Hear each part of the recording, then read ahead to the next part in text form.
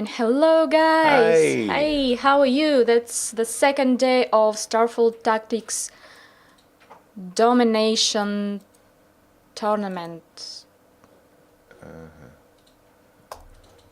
Что сейчас случилось? Запустите трансляцию, пожалуйста. Остановите трансляцию.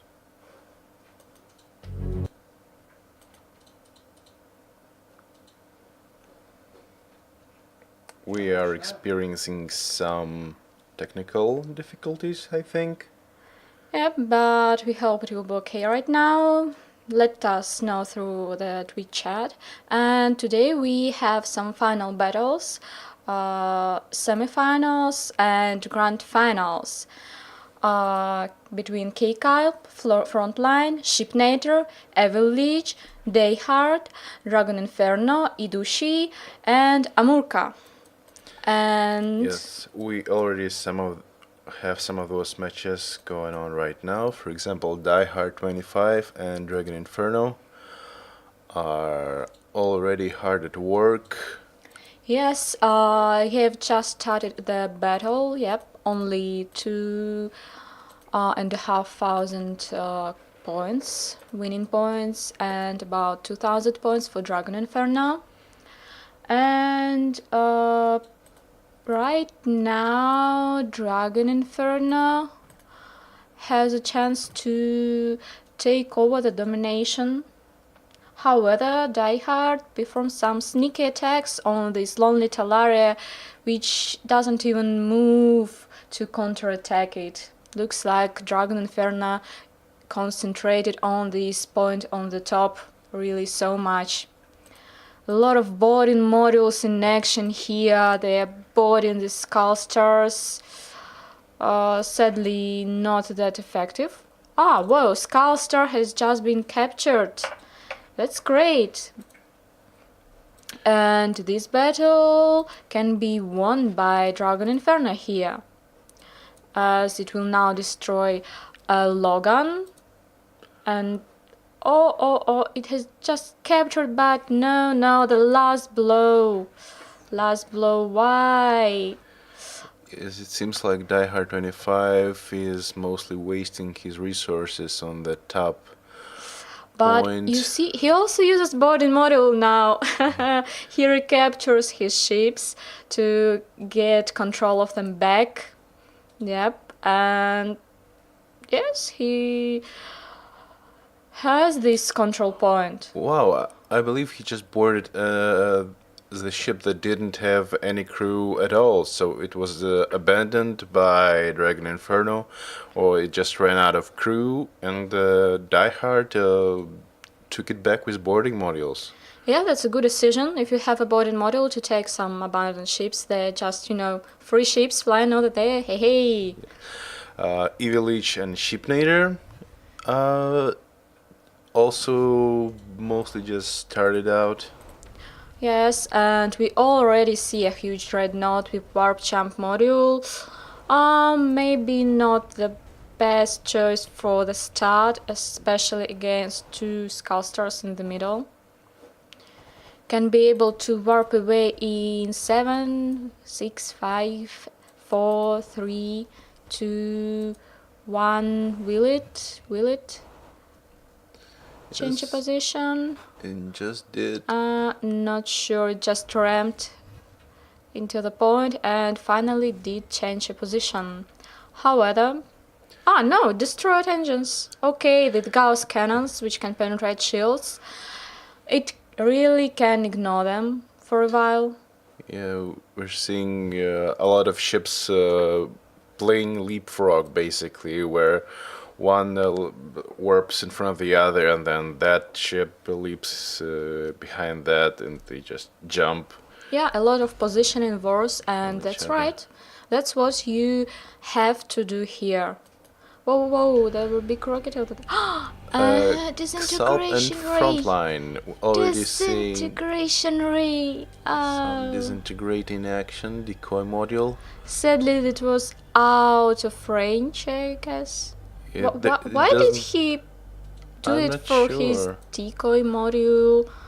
Or was that a misclick or something like that? Maybe there was something we didn't see. Not really Maybe sure. Maybe will it actually still fire if you already charged it up? Can you cancel the disintegration rate? you can't cancel it. Oh It will well, fire. that's probably what happened in this Yeah, case could be then. so.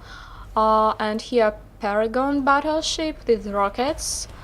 I wonder which rockets it is. And sneaky, well, not very sneaky attack from K. Kalp on the top left point, and he's taking control over the map. A lot of rockets on Evrika, a lot of. Evrika is a great rocket ship, really. If you try it, you will Succeed in life. definitely. Our newcomers, Amurka and Dedushi, are also already having their first match for today. Yeah, we have We're seeing a lot of battleships.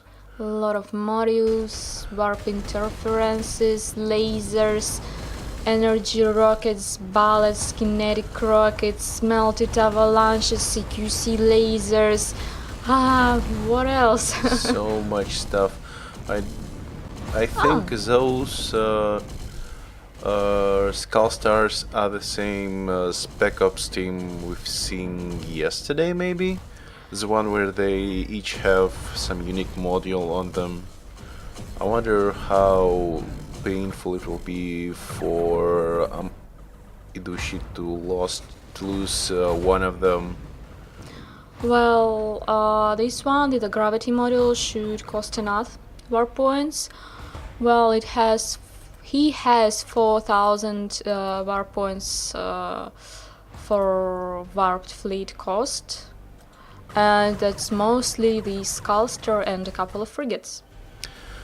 Xalp and Frontline. Hey, and again, disintegration recharging. I wonder how much it will. Turn it, kick up, turn the ship. What? I think it will still hit something, hopefully.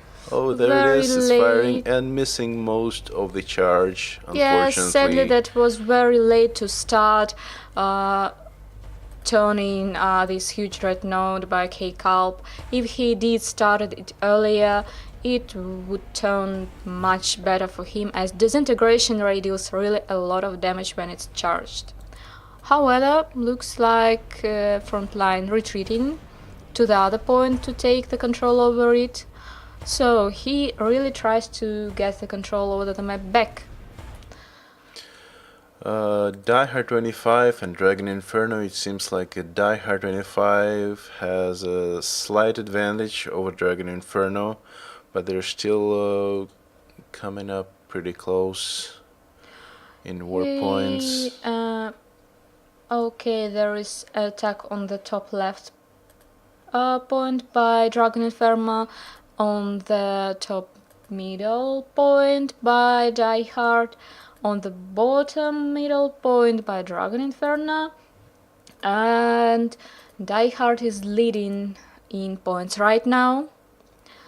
Will he take this one? The Libra is really way too slow in destroying this point. Way too slow. And I'm not sure it has good fire in arcs right now. But on the middle, no, on the bottom point, we see some huge ships, Dreadnought and a T-Zona battleship. Muramasa now coming to the point on the right. It's a rocket Muramasa. A lot of different types of rockets, and well, although they are too huge to destroy the ship, Die Hard, for some reasons, self-destructed into this Muramasa. I'm not sure that was intended. Maybe he just missed a little bit of a control here, as I can see that he's now heading to the middle point. And Die Hard still has a lot of points Dragon Inferno really needs to get most of them fast. Otherwise he will lose in less than a minute. Okay, repositioning A behind. very successful reposition, if I do say so. Yeah, but Dragon Inferno warping out and Diehard is not able to change its position anymore as a warp module has a cooldown. Still, Diehard will soon be able to win. K-Calp and Frontline. It seems like blue team takes lead here as well. Yep. I do believe we've just had our first Yep. victory. Diehard As I said, 25. Diehard, congratulations. Yeah, that was very close to the victory when we switched. Okay, so K-Calp continues domination here. It will destroy this small scout ship. Didn't put up much of a fight. The support point will heal itself back up to full structure and armor. Yep, not very fast, but still. It can take time, but it's really worth it. Amurka is almost victorious in their battle against Idushi. Sadly, Idushi has too many modules to control, I guess, here. It's a bit hard. A lot of gravity modules. I would rather use not this gravity field, but gravity cannon, which pushes together ships, pushes in the middle of the gravity field. That would be probably a better choice. Amurka, congratulations. Congratulations, Amurka. And we're coming to Avalanche and Shipnator, fighting for the control of the middle point. A classical middle point fights here taking place, warping, changing positions. So was it the good choice? Oh no, this poor nomad can be destroyed in seconds by this cold green, the CQC lasers. However, Shipnator tries to protect his dreadnought. No, Avalanche came to the control point. No! Why would you waste an Avalanche for the control point? That was not a good decision, definitely. Okay, goodbye, Nomad. Goodbye, Sunrise, I guess. We hardly knew you. Yes. Goodbye, Skullsters. Desperate attempts in ramming. However, no, I don't think. Yep. It's just a matter of time now. It's penetrated its own ship. Yep. K-Calp, just one. Congratulations, K-Calp. And a very simultaneous victory from Ivilich. Congratulations, Ivilich. We're watching right now. Diehard and Dragon Inferno. The second battle. Okay, there are some heavy mines over there. Mines again, I see maybe Stalker or Plasma mines. Not sure here, they are both very huge. Okay, frigate battle. Who will win? Hopefully they won't ram each other like we've seen so many times yesterday. Oh, Diehard either don't have weapons instead or just don't see Dragon Inferno's ship and don't fire at it. I don't know why. Maybe because they have an intense battle on the middle point, both in nebulas, firing blasters and other things. Diehard continues to ignore frigate, but pays great attention to the middle point. However, he will lose it in just a couple of seconds. He warped in several battlecruiser class ships. Oh, so hard to pronounce. Here we could see an Ikaival with directional shield. As we saw yesterday, that's a very good build if you want to survive for a longer time. Yeah. And here is another Tizona from Dragon Inferno. Okay, not many action right in place, a lot of repositioning, sneaky point taking, um, placing mines, building defenses. And looks like Die Hard is going to attack the point on the top or on the bottom right. Also just starting out, Sheepnader and Devilish. Let's see if Sheepnader can have something to show this time. Okay, a traditional stealth Merlin. A huge sheep stealth, that's always so fun to see. Will it tram? Oh, it's coming close, I guess, to destroy it faster and do just a bit of ramming damage. Not really got damage by itself, but now it's quickly capturing this point. While these Cassandras, boom! Yeah, Poor Cassandras. that is exactly what I was. How many Cassandras afraid of. had to die during this tournament? How many? Maybe that's just their ritual, a code of honor. If one Cassandra sees another Cassandra, they need to ram each other, and like rams, I suppose. Battling for territory. Okay, so Evelich wanted to sneaky warp to the nebula here, but sadly Shipnator's Dreadnought noticed it and now it's heading to it to deal some damage. Okay, Evelich has just activated mines, which made him get a lot of heavy damage, a lot of. Okay, these new cannons on the Shipnator ship, huge new cannons, they are more of a middle, sized cannons for the long range or middle range attacks. Okay, again repositioning 1, repositioning 2. Oh, it rammed, but Evelich has a support point close to it. Well, yes, but it doesn't seem like it will help him all that much. It tries to stealth itself unsuccessfully, and just a matter of time. Yes, those Shipnader. cannons. Oh, but Ivelich does have a Colgrim coming up from the top of the map. Oh no, repositioning once more. Probably just to have a better firing position. No. I would have saved these shots for this ship. Now it will use this engine nullifier to make Shipnator stand on one place. Engine nullifier prevents you from moving, switches off your engines, and makes you an immobile target. Really, the warping module has just been broken. I don't believe it will survive here.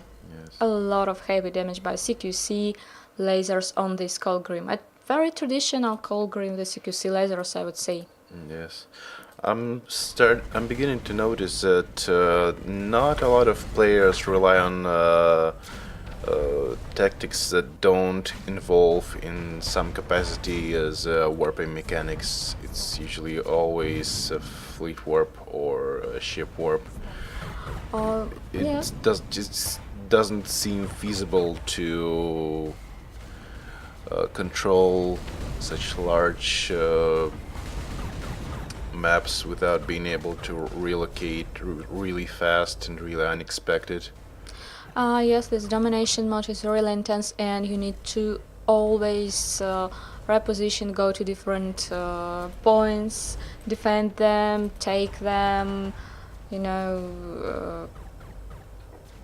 send some scouts maybe, or quickly retreat to heal up your ships to the maximum. Let's come back to Amurka and Idushi. Melted Avalanche in action, and a small blaster Solomon is coming here to help Bishop with some repairing module drones. A lot of drones hitting this battleship, so I'm pretty sure it will come back in the next battle.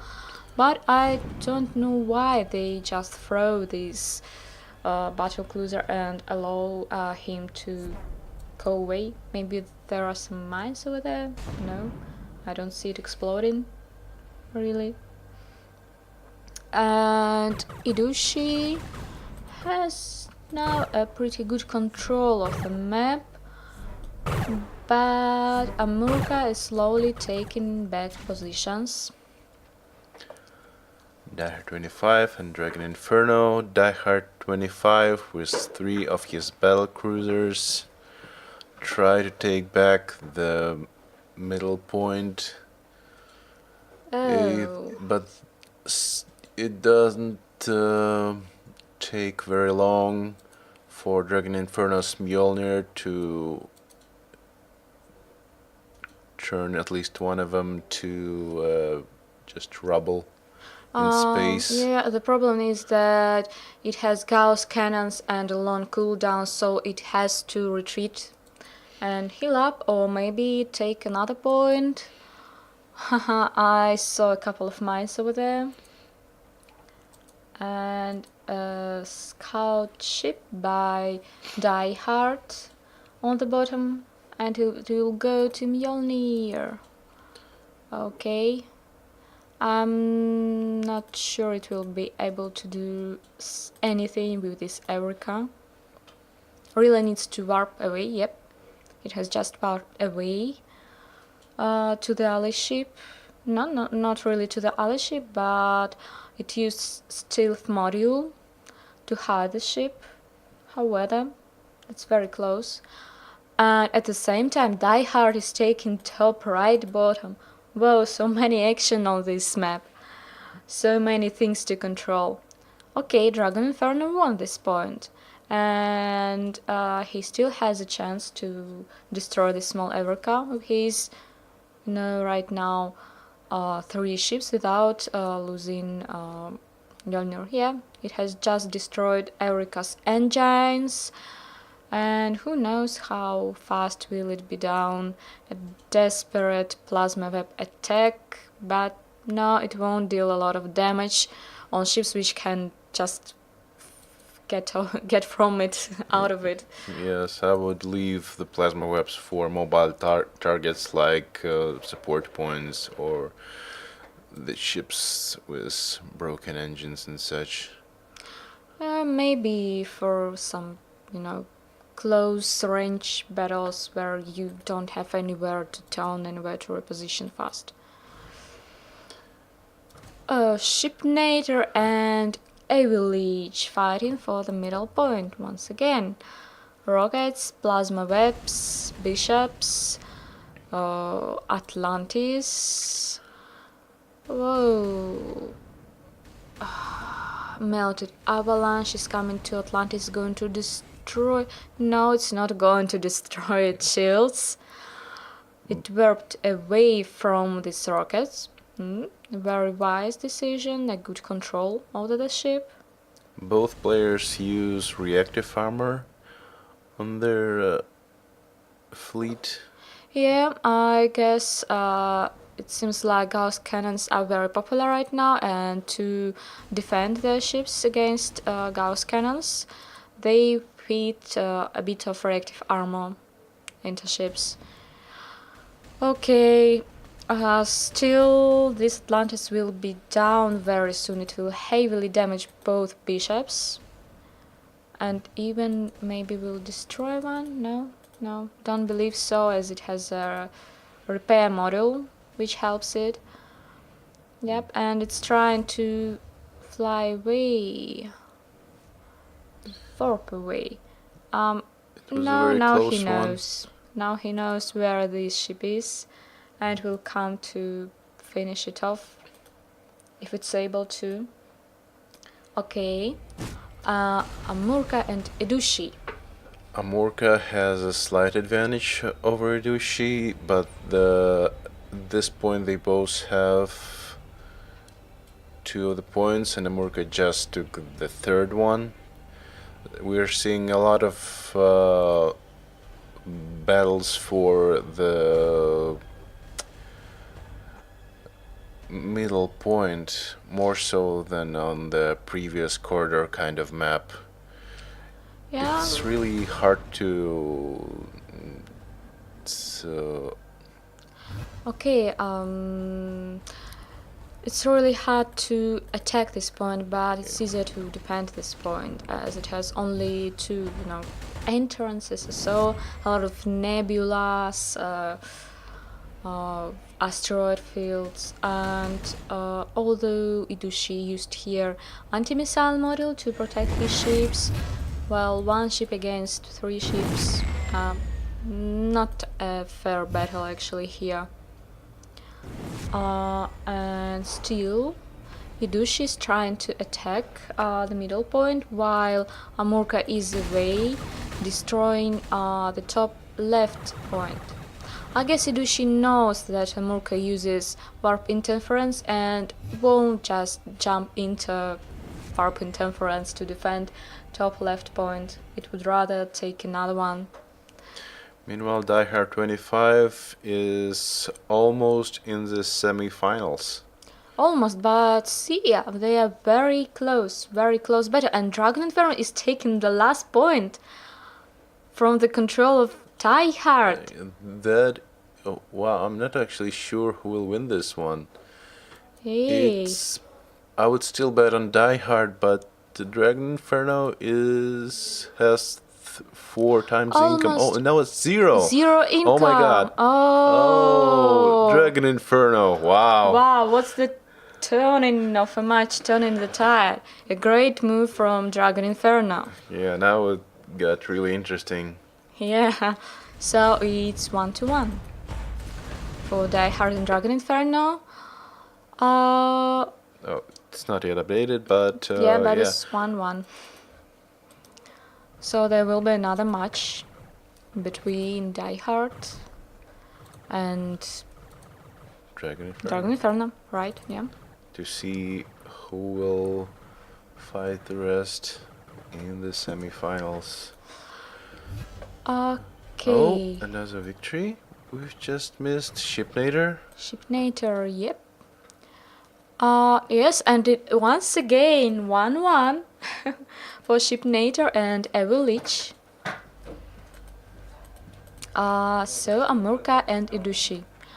Well, they're close enough also, but Idushi should really hurry up with taking other points.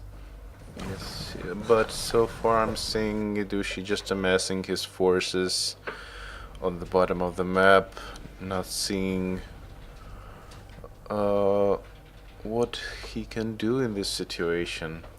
I'm not sure, definitely not going to the middle point as there are warp interferences. Or maybe, yep, he'll slowly fly to the middle point as he doesn't have any... No, he has. He does have. Maybe he's saving it to retreat or so. Sadly, Idushi's attack on the top left point was not that successful. Now he controls only 2 points on the bottom. And now we'll fight for the middle point and for the point on the top right. There are some sneaky small ships there. Meanwhile, K-Culp. Congratulations, K-Culp. And K-Culp is moving to the semifinals. I do believe that is true.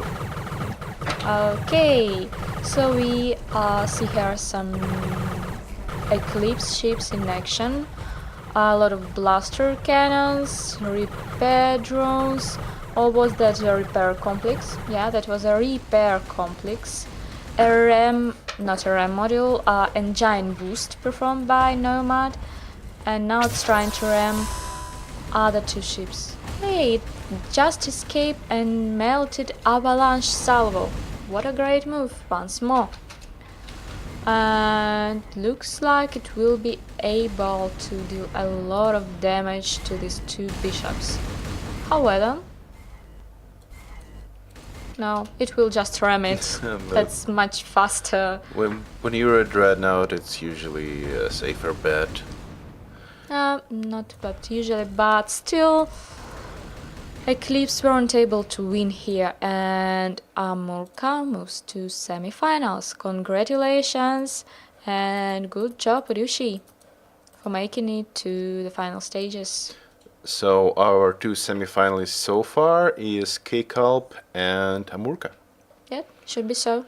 And we should be seeing this the third match of Shipnader and Evilich and Die Hard 25 and Dragon Inferno any minute now. Yeah. So no matches in action right here as guys preparing for the next battles. I'm sorry, I will be back soon. Yes. No battles right now, so we can read chat for a while. Skyblade Dev2 asks when we will be releasing and what's the state of the game, and Westmoy is telling correct. It's currently in pre-alpha, and we are expecting a release this year, hopefully in the first half of it. So pretty soon you'll be able to enjoy our game without any need of waiting for specific time frames where we open up servers or without wiping out progress. It will be an actual release where you'll be able to enjoy the game in full. If you have any questions, if you have any requests, I am here and can answer them live on Twitch.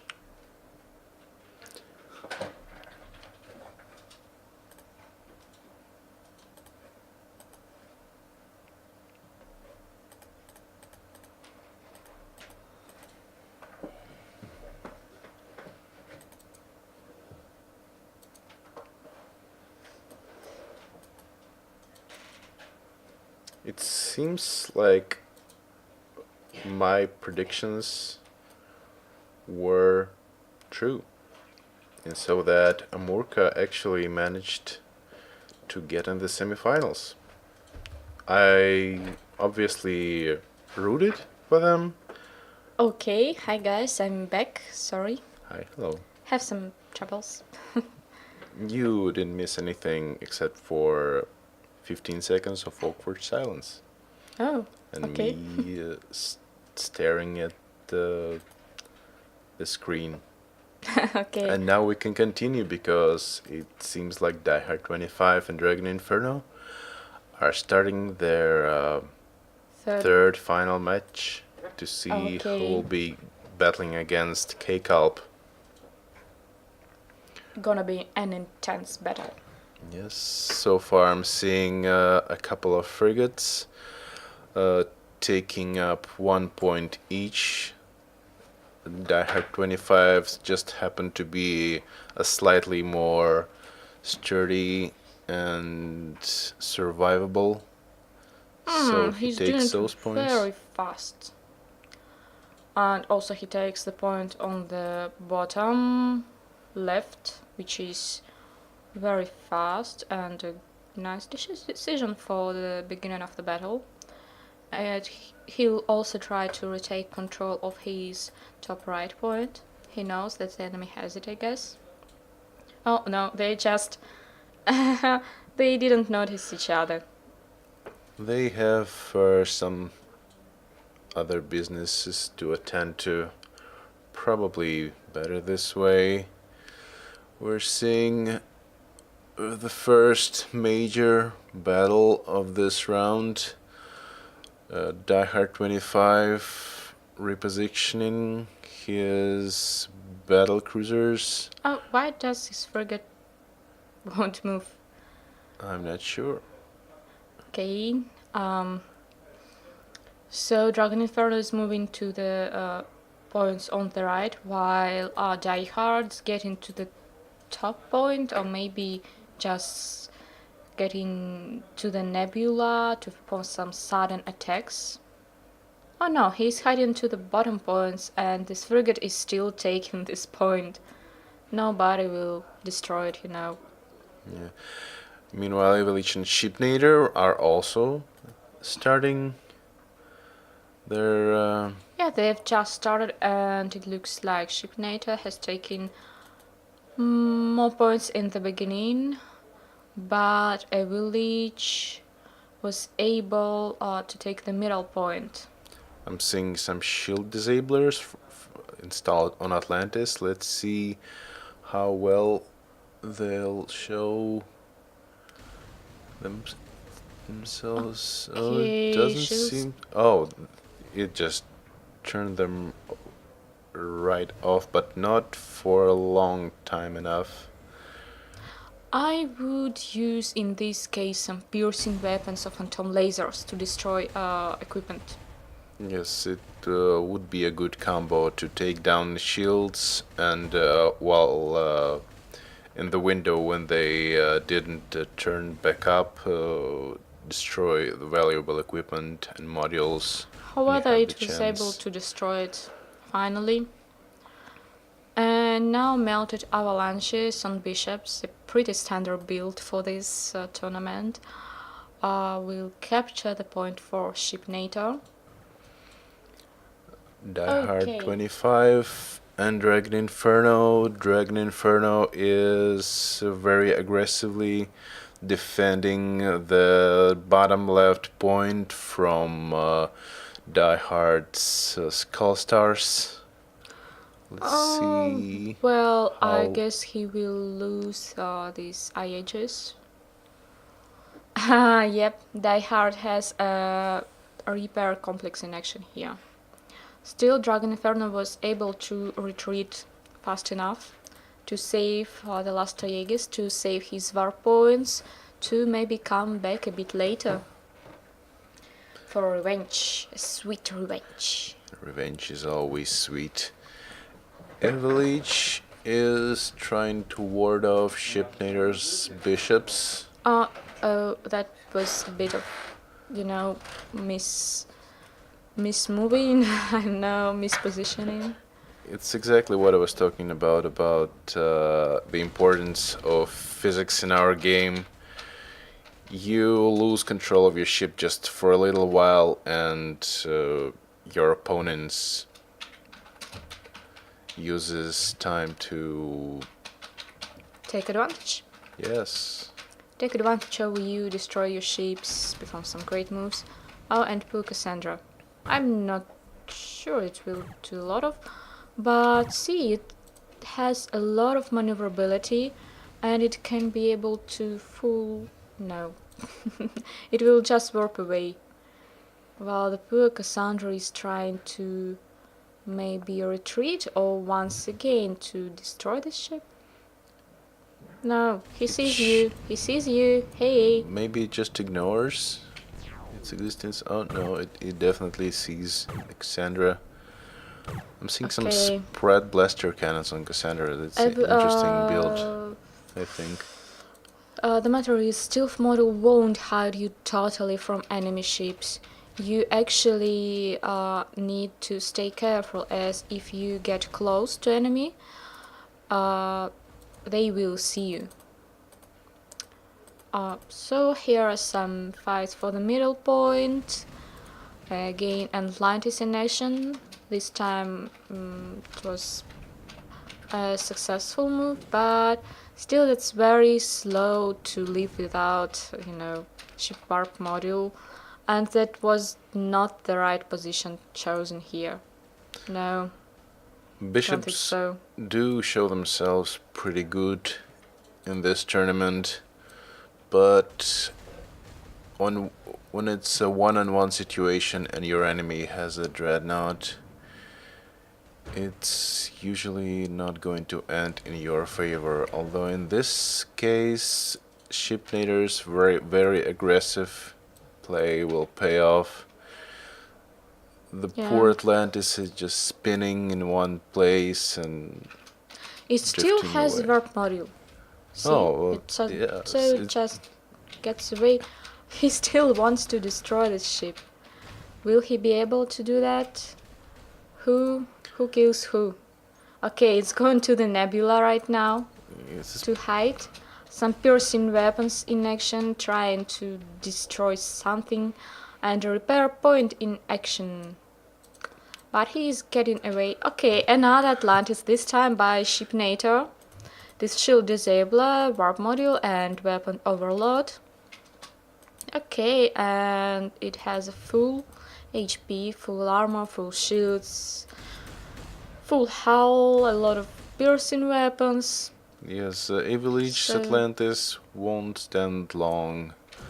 So it really took a lot of efforts from him to defend this point, while he lost every other point. I would rather, retreat and trying to take other points, because Shipnator is dominating so hard right now. 4,000 difference in winning points. You need winning points to win, Yes, 10,000 of this stuff. that is your Starfall tactics fact for today. You need points to win in our point-based. And Avalanche uses a special model which disables engines of this Atlantis, Shipnator's Atlantis, and it's almost able to deal heavy damage to it. However, well, not enough damage right now. That is a very long surviving Atlantis. And Yeah. as I'm saying this, it will probably explode in about a few seconds, but it did very well for how long even big ships yeah. survive in this game mode. However, Shipnator now has a lot of ships warped in. Yep. Well, that was inevitable, I think. Shipnator, congratulations. Congratulations, Shipnator. You are going to be battling against Cape Culp in Semi-finals. yes, in the very near future. Let's see how Die Hard 25 and Dragon Inferno are doing. Die Hard 25 is still winning most of the one-on-one frigate fights, just because of his very angry smaller ships. He still has most of the map under control, but Dragon Inferno is still putting up a very serious fight. We're Yay. seeing the classic Skull Star trio. By Die Hard, we saw a lot of Regent squads by Frontline last tournament, remember? That's the Eclipse battlecruiser Sosa. Frontline actually won the tournament using almost only these ships. Okay, so Die Hard is taking this point in the bottom, while Murka is going to finally try to defend it. They both have a fleet for jump ready. They both can reposition, rotate, or do anything else. At the same time, Die Hard came to the middle point, which Dragon Inferno left without just barely any defense. Okay, Die Hard won't even spend time to destroy some of Dragon Inferno's ships. Instead, he will take this point in the bottom, and quickly fly away to another point. Maybe that's the tactics, quickly moving and taking points by not engaging into long-term battles. Well, a pretty good choice here, I would say, as he's definitely taking control over several points right now. Yes. 3 for 5 points for Die Hard, 2 for Dragon Inferno. But Dragon Inferno is going to fight for the middle point. Sadly, his Aegis ramming this point. No, Aegis is not that good to run this point. How it will be destroyed with the help of other ships. It was a Die good Hard attempt, ships. but it didn't pay off in the end. We're seeing a lone Tarnhelm and lone Eureka. Yep. Oh, I missed whose ship was that. Well, it's definitely Dragon Inferno's Ekival. Yeah, and Dragon Inferno is taking back points now. Why Die Hard? He doesn't actually want to fight this Tizona, which is trying to board his poor Skullstars. You know, you need something like point defense or anti-missile module to defend against boarding troops. You can see some, you know, capsules going to his Skullstar. And who wins the troop battle? Boarding troops eliminated. It didn't pan very well. Okay, now tourist staff's crew, and it won't be bothered that fast next time. Okay, so it's 3-4 Die Hard Dragon Inferno, and Dragon Inferno is trying to take the point on the top middle and defending his point on the top left, while Die Hard, oh, he noticed a poor lonely Tarnhelm. However, that's still the victory to Die Hard. Congratulations, Die Hard. Yes, congratulations. It seems like Dragon Inferno won't be winning this one. Yeah, but this was definitely a good series of nice battles between Dragon Inferno and Die Hard. Interesting choices, quick assaults, just a lot of stuff taking place, a lot of rockets, explosions, just as you love to be it to be. I don't know. I'm mixing up some words. Sorry. It seems like Die Hard 25's tactic of hit and run and not really even paying large attention to not engaging in any long-term battles really pays off. We've seen his crew of 3 battle cruisers to take the point and get chased away by larger ships. And in the end, he still got more points. He didn't diverge his attention anywhere where it didn't need to be. Attention seems to be an important resource when you have 5 or 6 points at the same time. Yeah, that's really a very hard map. It's how does it called? A split domination map, I guess. The old map which we also used for the mothership defense mode, where you have to defend your base, capture point, and to win you need to destroy enemy base. You know, a sort of classical strategic mode here. It's well, that's not that fast as domination mode, of course. Sometimes you will sit and wait for opponent's moves. You don't have a sort of a timer there. However, I think that would be a good idea to have a sort of a timer there. We'll be experimenting with different game modes in the future, obviously. Yeah. As you can see, we're already experimenting with them right now. We're trying to mix things up.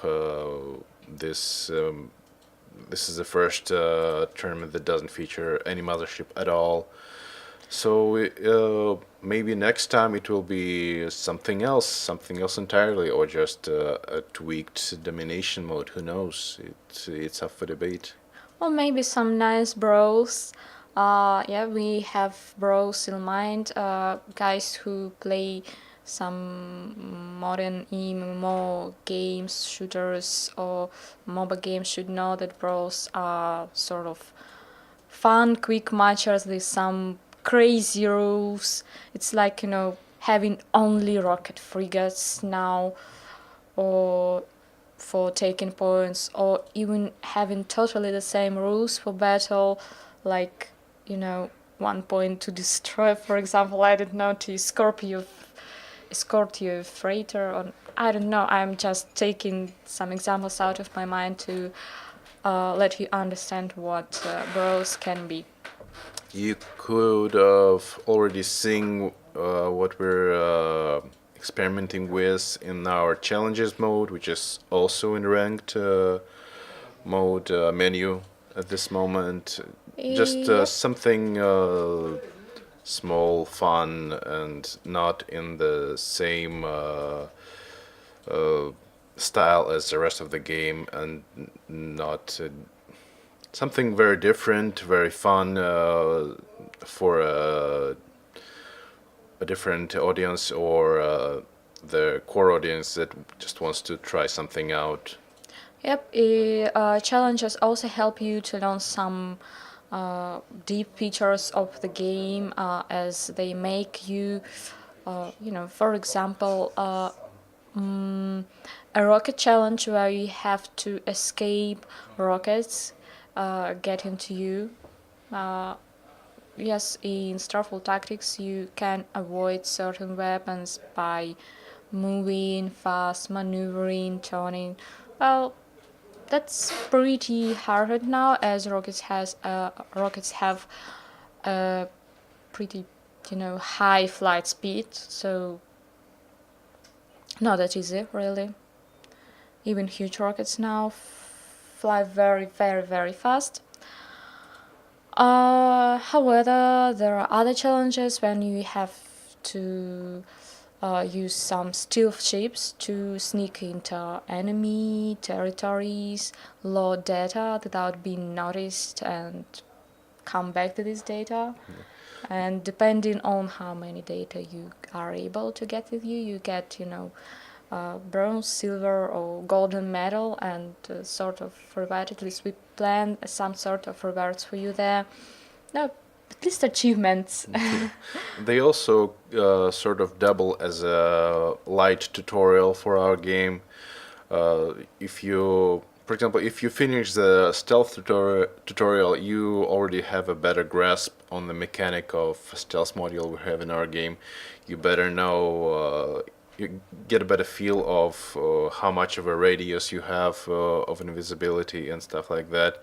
When you finish the challenge where you need to ward off pirates, you already understand how hard points work better and such.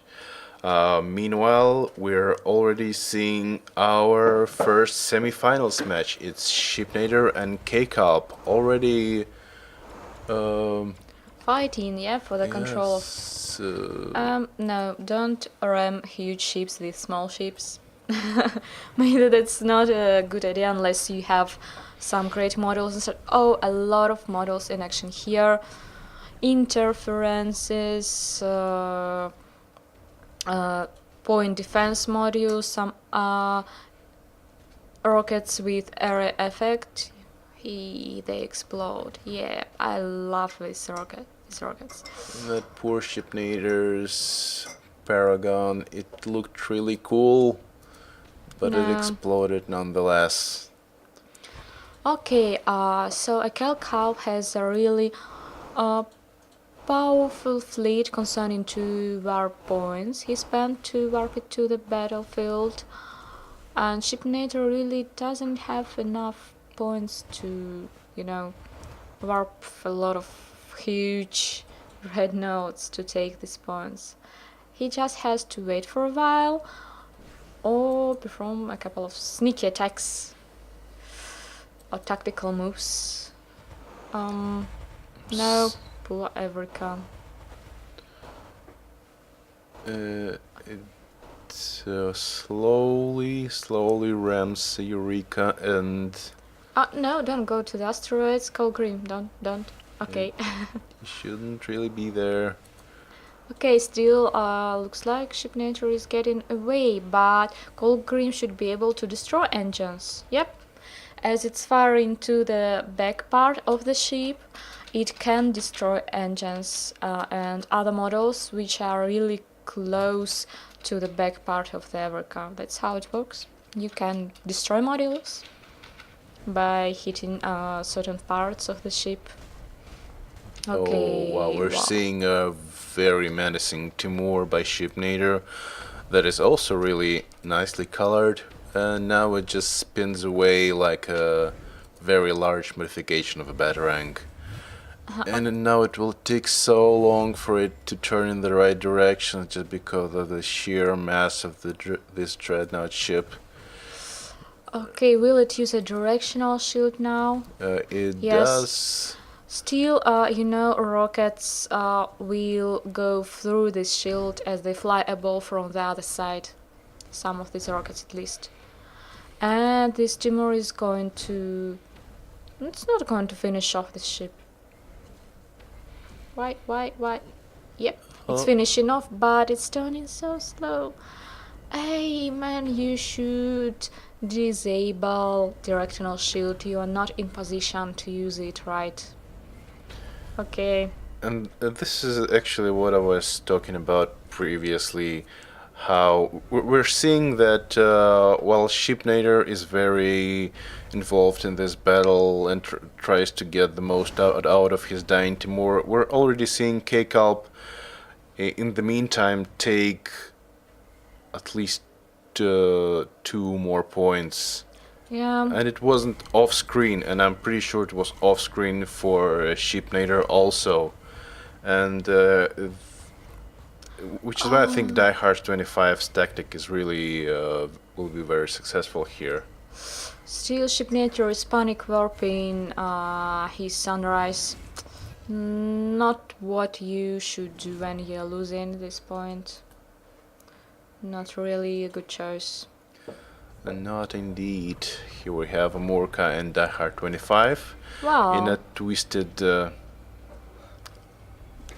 fate. I'm seeing 2 of my favorites fighting each other for the same place in the finals, which makes me very upset. I don't know who to root for in this situation. So, however, Amorka has a huge advanced dreadnought with lasers, rockets, and warp jump module, ship warp jump. Oh, we're seeing more forces of Die Hard 25. He saw that Amorka is coming to the middle point to defend it and decided to retreat and better take the point on the bottom. And he's right here, I guess. Die Hard has a lot of ships in action. Amorka also a pretty equal battle right now, although Die Hard has just a bit more winning points and better income.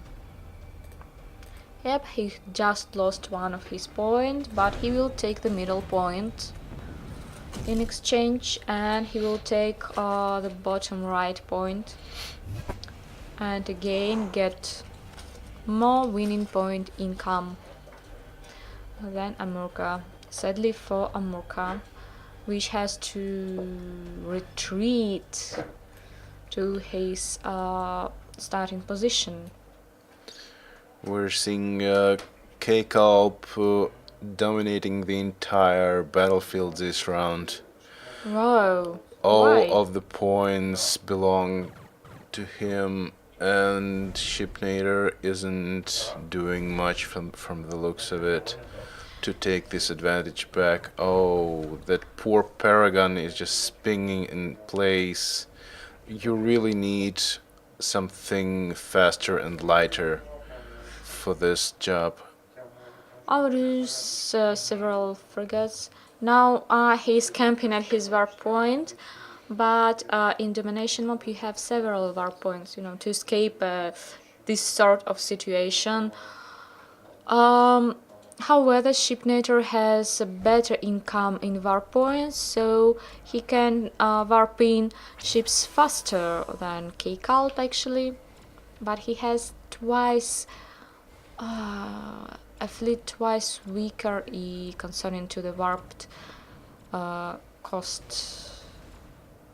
This small eagle, I guess, Yes, it is eagle. won't do a lot of here. Yes, Sadly. It was inevitable. K-Calp, congratulations. Okay. Oh no, this poor wizard has just exploded. Okay. Okay, that's not that close battle right now, as Die Hard has advantage. Over here, and yep, he's definitely going to blow away some Amurka ships on the top middle point. Still, Amurka is not taking point in the middle. Why? Maybe. Not controlling. Yes, I think Amorca's attention is elsewhere right now. Yes, maybe here, just on the screen.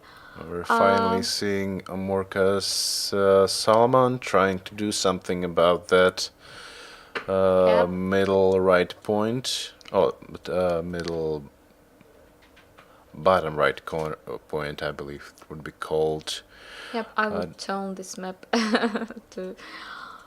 to allow us, call it more logical.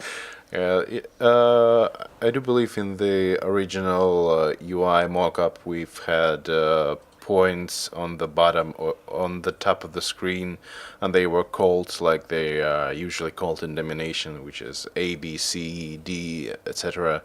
And you could see in the top of the screen which team owns what control point, but we didn't have a lot of time before this tournament, so you just really have to rely on the minimap to see who controls what. And I think right now they're all points A. All 5 of them are point A. Okay, and now Amurka has a chance to deal some damage both to the point and to this Paragon, but it wastes Plasma Web. I would allocate it in the other way. However, that's the choice. Maybe it will be able to destroy both of them by, just maneuvering, taking from the trajectory of lasers. Yep, and escaping a couple of rockets. Okay, the point has just been destroyed. But it's getting recaptured by Die Hard 25 again. No. But it's not getting captured by anyone. The crew has just, died desperately. Now Amurka is capturing this point. But while Amurka is capturing this point, something going on in the middle over there. And Die Hard already has 3000 points advantage, which is pretty big advantage. He has also a lot of ships in action. Well, almost the same warped cost as Amurka, so it's pretty equal right now. Okay, another poor Cassandra in action. What's going to do? I guess some sneaky attacks, scouting, or else. Untraditional battle cruiser squad by Die Hard over here, and it's going like they're coming face to face on the middle point. Die Hard 25 amassed a very large fleet, but it does. Yet again, it doesn't. He doesn't seem to be very interested in frontal assaults. A fair exchange by Murka and Diehard. The only problem is that Diehard is also destroying this point, sadly, and Murka is just getting to other points in the bottom of the screen. I wonder if that far right point is getting captured by Morka anytime soon. Oh, I've just seen it get destroyed, so hopefully it'll be 3 points against 2 points. Maybe, but Diehard is coming to the middle point. Oh, and the bottom point seems to be completely destroyed. But in Evil Everke is coming here to maybe board Solomon, use point defense. I don't think it will use point defense against the swarm of rockets. I believe Solomon can hide behind a point to survive. Oh, a lot of action, plasma webs, again repair complexes trying to save the ship, but too much damage. And the shields on those skull stars are just really massive. I think Colgrim has less shields than some of those skull Meanwhile, stars. Diehard has just won the first map. And that makes it 1-4-0 for Diehard 25. Let's see if Amorka will Bring some surprises. Will bring us some, curious tactical moves or unusual module combinations or so. As between matches, you can actually adjust your fleet. Yep. to better adapt to the Enemy tactics, yep. You also can have like 2 fleets at a time, 3 fleets, 4 fleets, like decks, just like decks to choose from when you need it, or like equipment builds on your favorite character in MMORPG you save and use later. do our contestants actually know who are they going to be fighting against in the next stage, or when do they know who will be they fighting against? Well, they're going to fight 2 or 3 matches here, best of 3 once again, and the winners of the series are going to grand finals and fighting for the first place. Yes, but I meant, do they know?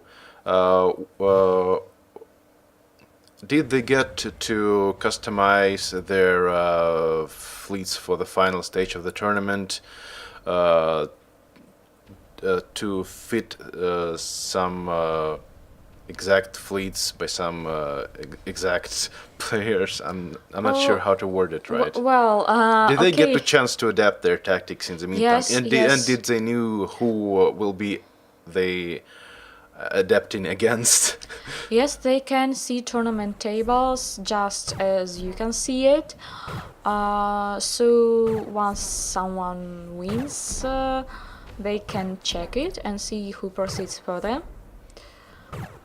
Yeah, also between matches you can have about 15 minutes break or so to adjust your fleets. That's enough to implement massive changes, refit your ships, maybe decide to do something interesting. I'm not sure, however, the finals are the place for experiments. Maybe they have some, fleet they saved for the final, something new. I don't want another 5 regions in finals, Although that was great and fun.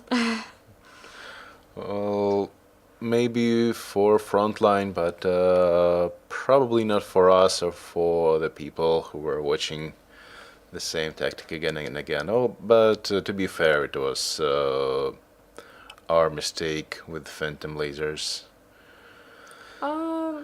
Could be so. Also, Regions are pretty powerful ships, I would say. And that was before we rebalanced shields, rebalanced lasers. Like, since the last test, we rebalanced barely everything in the game. Yes, I do believe as a result of that rebalance, a lot of the ships became stronger on their own. Oh, not as strong as before, if they were too strong sometimes. So, Amurkar is taking some points over the map, while Darhar is deciding what to do here. Yep, he's also going to perform a fast assault on the bottom left point. And he's just going to this Orlov, close to this Orlov. No, he's not going to fight against it. It will eventually lose, as spread blasters are not the thing you can destroy frigates with. Definitely not the thing. It's good, for something huge, for huge ships, as the spread will damage everything. I think we're seeing a lot of spread blaster cannons on frigates because they are mostly used to take down points solo. You just send one frigate and slowly destroy the support point, and since the support point is a very big, very mobile target, you can get up really close and not miss a single shot.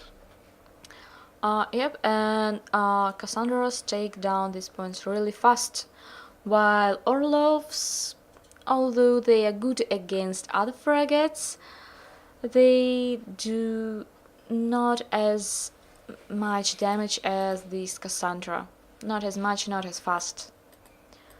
And I guess it will be even able to get away from this point. And you see, Amurka has a better control of the map right now. They are going just, head to head, or step to step, leg to leg, ship to ship, warpoint to warpoint, or anything else you can imagine here. Everything to everything. Yep. Meanwhile, Shipnader and K-Calp with his both control 2 points. Shipnader has a slight advantage, although I wouldn't even call it one. I'm not sure. Yes, it's just a very small advantage. Just as the previous match, it's very close. And now he has better income. It's how many? 5.6 difference. Not as big, but sufficient. Sufficient, I would say. Oh, mines. Mines in action. So Kalp turns his ship. Is he going to wait here? Shipnator prepares to meet this Colgrim. This lonely, lonely Colgrim. Lonely, lonely, lonely. It's a good thing those bishops are huddled together like that. It will be an easy target for an EMP module. Yeah. That is, if K-Calp will be brave enough to actually pull off that assault. It's probably not enough, just one ship against 3. Shipnator definitely needs some scouting ship over here, as he's going to be pushed from both sides by bishops and by Colgrim. See, they're coming over here. Shipnator should know where these ships are. Yep, he knows. He will use his EMP. Did he? Where are they? They warped to the left. No, that was a warp interference in action. They are all over the map now. One ship on the left, one on the top Yes. right, one on the...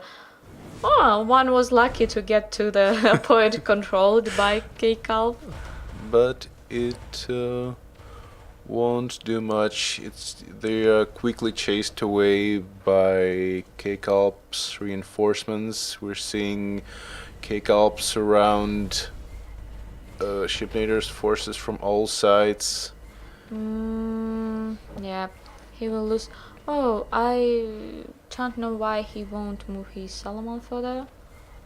Maybe he'll be able to save at least this ship, which...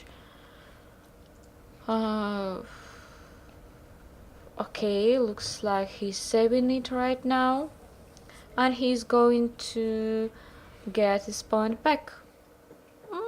I would spend some time to build up defenses instead of, spreading forces like this right now.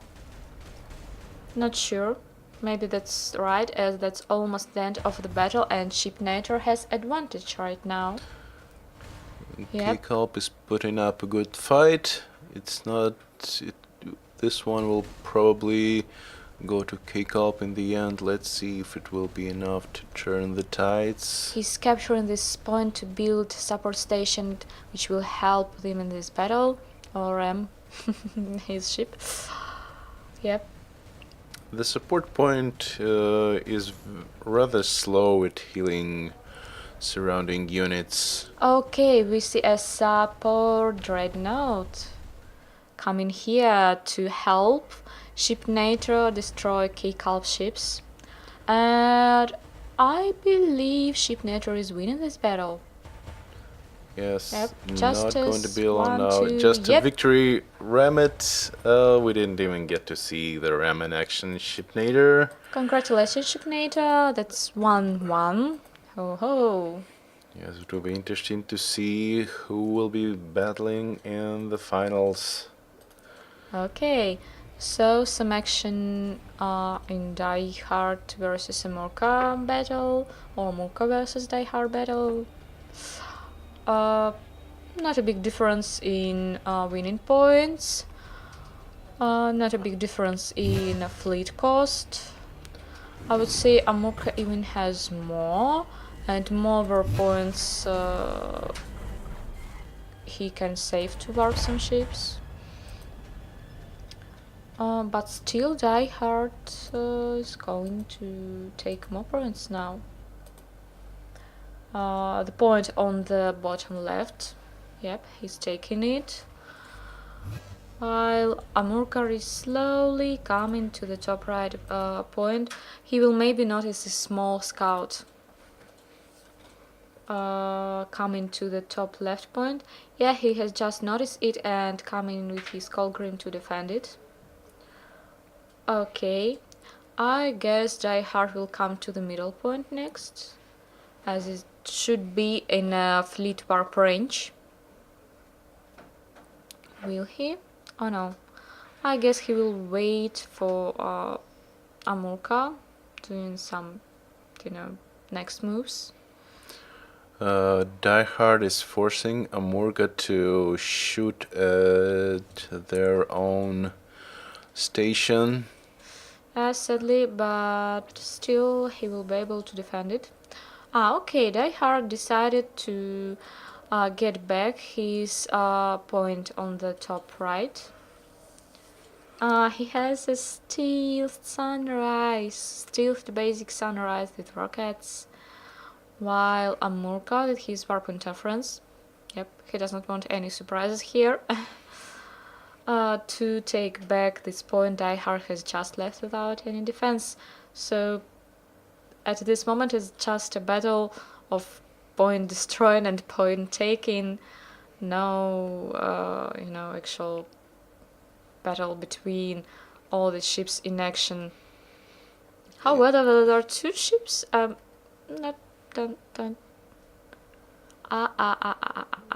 Still, Solomon is too maneuverable, even to reach it with this engine boost module. Wow, I'm seeing both fleet warp and ship warp on that group of ships by... Ship warp? Where? I don't see. It's deselected right now. Die Hard is Okay. destroying Amurka's Yep, he sailing. got a lot of damage by this sunrise, but sadly wasn't able to defend this point. Okay. Amurka is concentrating all of his fleet in one place, presumably to take back the middle point that is mostly unprotected right now. Yep. But I'm seeing Diehard 25 doing the same on the top left corner. It will probably be an equal exchange because Not very equal because Die Hard now has more points. And well, that's almost the end of the battle, so that's he should concentrate on taking points, really. I'm right seeing Amurka sending a small scout on the bottom right. Yep, It will and probably be sending enough. his Solomon to the top right point to maybe quickly capture it. And Die Hard stays as long as he can on this point, preventing Amurka from capturing it. Can really take a beating. That sunrise. Okay, Die Hard is very close very to winning close. this Yes, one. he should be able to defend the top right bottom, But and he will take the bottom left. it is completely unattended, although that advisor does have a ship warp, but it won't be enough. No, sadly. And the bottom right corner didn't went to Amurka either. Congratulations, Die Hard, for moving to Finals. final stage, grand finals. Yep. Let's see who Die Hard 25 will be fighting against. Will it be K-Calp or will it be Shipnator? Yes, they have a final match, the third match. Oh, and I see a small Gwydion here. That's rare to see. A Gwydion with a blaster and plasma weapon, which is going to be destroyed by this big Colgrim, sadly. Although that's really a great ship. It doesn't give up on its task. He's trying to hide behind this point. The Colgrim is helping. It's very slow and it destroys and it probably deals more damage to the point than the Gwydion does. But it's still a battle for K-Calp. Gwydion did not do a lot of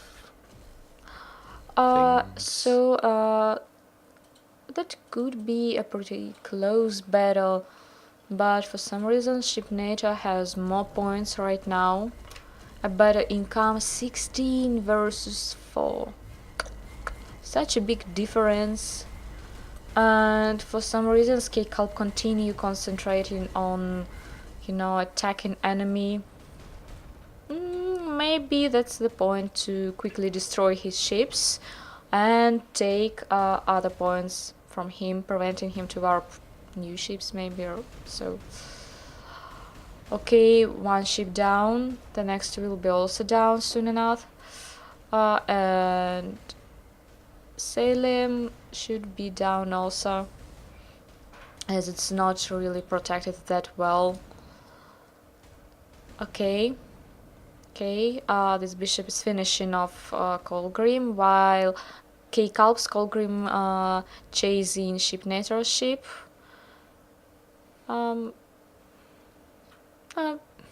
Okay, but I don't clearly understand what he does. Maybe going to the point on the right to kill other ships. Oh no, disable directional shield to help yourself. It's completely unprotected. He won't be able to disable directional shield as it's broken already and it's stuck in this position. Yep. That Maybe is very he unfortunate. will. A good thing that Deprived can actually repair it, and he has just repaired his directional shield and can now do everything he wants with his shield. Okay. We're already seeing him trying to help his allied bishop in taking control of the top right corner. And ramming. Yay.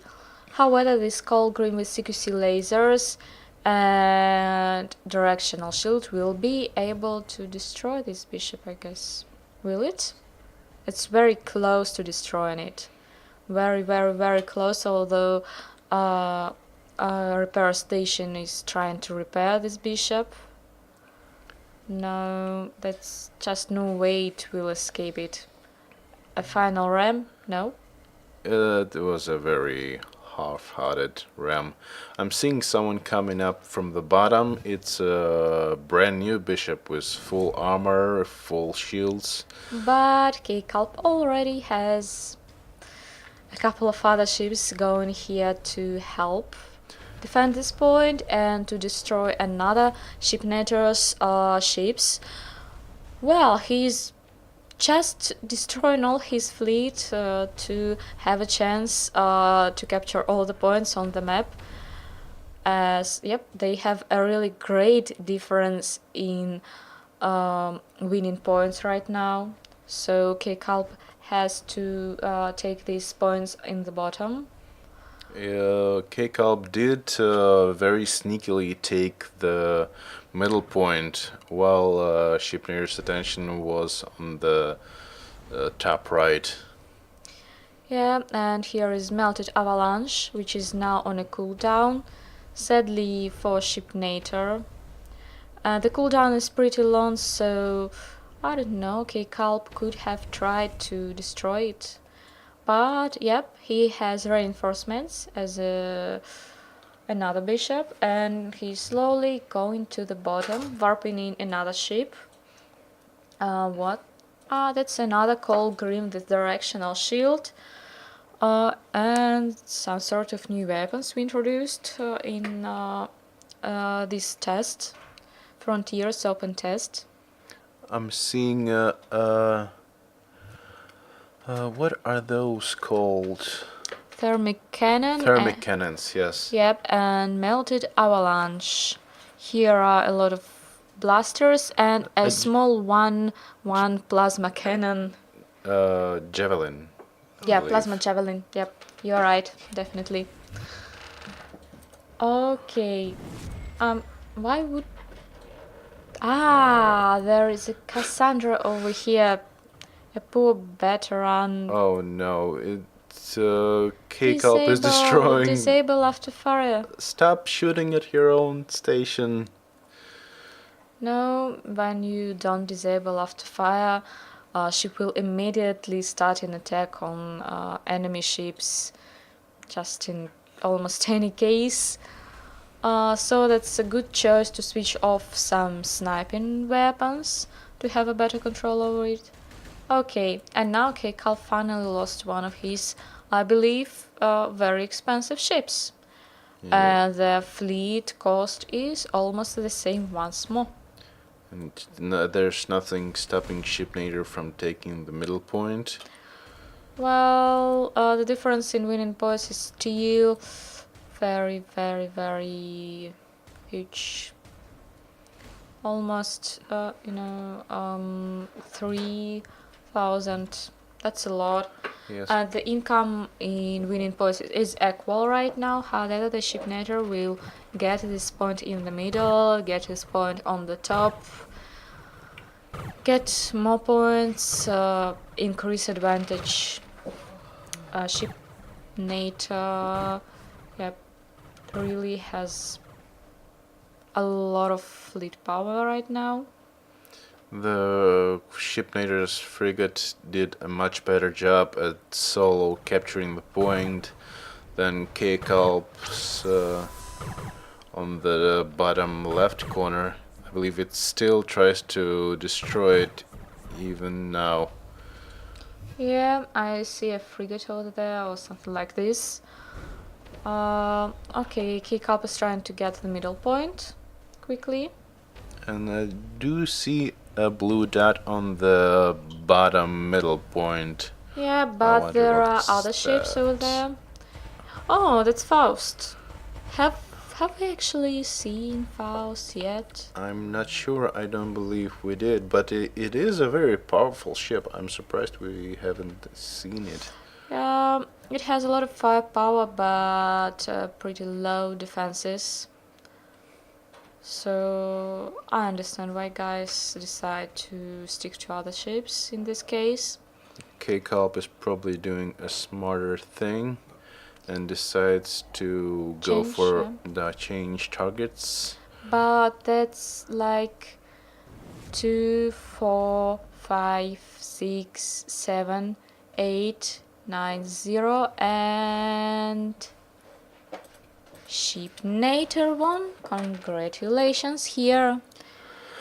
So, in the end, we'll be having our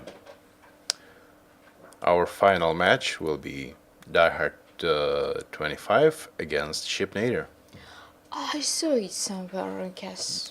Was that the first tournament? I'm not sure. Somebody did- missed names. That's not a Murka, definitely. This table is being updated in real time. Yep. We're trying Thanks out to our guys who are sitting new over here. things. Yep. Let's color them in what's Not exactly the color of blood, but more like the color of victory. I thought it could be gold, the color of victory, not the ginger one. Well, it's Or the orange. Okay, so now we are getting ready for finals. Hey, hello guys. How you? Once again here looking at you desperately. So I guess guys will take some time to prepare their fleets. You can, post questions which we can answer, or either we will just have some spare time talking with each other about nothing. Who are you betting on in this final match? I would say Die Hard did have a lot of practice in PvP matches. He definitely used to fight against Shipnator. But Shipnator is a strong player. I could say Die Hard, if he even doesn't win, he will take at least a couple battles from Shipnator's hands.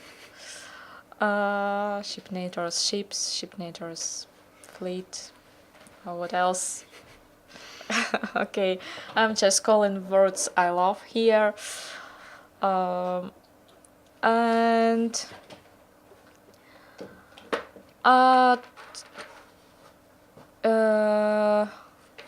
Amurka says he didn't know that using fleet warp would prevent instant use of ship warp. Yeah, that's true. Each warp you perform makes you unable to use another warp. Doesn't matter which model or which way to warp you use. It's not a cooldown on ability. It's actually an additional state of your ship, Yep. which means you cannot use any warp abilities. And even though even though this is a really significant nerf to the warp mechanic, we're still seeing that it doesn't stop people from using it really heavily in this tournament. However, I can see that right now they use it not just for, one final great attack on the mothership, but for wise repositionings, for, better control of the map. Well, yep, that's definitely a better use than before, I believe. I was a bit hesitant about this change at first because it does kind of seem counterintuitive having two cooldowns for what is basically one ability. But yeah, I'm starting to see that it was for the best. Yep, the it long also run. prevents you from instantly escaping a battlefield in the MMO mode. Like you has just appeared on the map, attacked by other player, and you instantly warp away. Instead of this, you have a sort of timer. You have to wait to stabilize your navigation system. Yeah, That yeah, is, that's that is the also canon now. yeah, that's also canon, and uh, you just can't warp away during 30 seconds, I believe. Yep. Yes, I think it's 30 seconds. No. Yep. So, guys are still getting ready for the next match. That's a very important match, so they can take a lot of time to refit the ships. As I see, Die Hard is already here. Maybe he heavily relies on some tactics he checked already. Could be a good decision by him. While Shipnader took a bit more time to prepare his fleet. Okay, I guess we will soon start the best of 5 series for the title of the Dominator. The ultimate dominator. Well, not the ultimate dominator. Ultimate would imply that it's it's a title that you get to keep, but just Dominator 2018. Yep, because maybe in the year 2019 you will have to defend the title. Who knows, maybe we will have a huge stage, LAN tournaments or else in the future. I would love to have it, for example. Who knows? At least we always can have tournaments like this, fun tournaments between players. Yep, and you know, Shipnator says, well, at least second place. Shipnator, come on! Trust yourself, trust your fleet, trust your tactics. Believe you can win. Make us see some great battles between you and Die Hard. I know you can. We can't play favorites. We would be happy with either. They're ready. And we're starting. Starting battle We should right be now. starting any second now. Yeah, the game is starting. Hey! Just reminding you that the final match will be best of 5. It won't be the first to get. Mines. Nebula generators, Stalker mines. Oh, some really interesting stuff going on. Not noticing a big change in loadouts so far, at least. Okay, yep, that's the same bishops, I guess, or almost the same. Some smaller frigates. And Die Hard takes control over 3 points very fast, as he chooses small frigates. Instead of huge ships, he's creating a nebula here, hiding in it. Shipnader is deploying some mines. Yeah, Not from sure the small Medea. which ones are they. They looked like some Stalker mines, maybe. Definitely not flak mines, I guess. I guess. Should maybe see later. I think the last tournament we've had a battle of Vanguard against Eclipse. It was very iconic because Vanguard and Eclipse are sort of the most antagonistic towards each other in the lore of our game. This time it's deprived against Eclipse. It's an interesting development.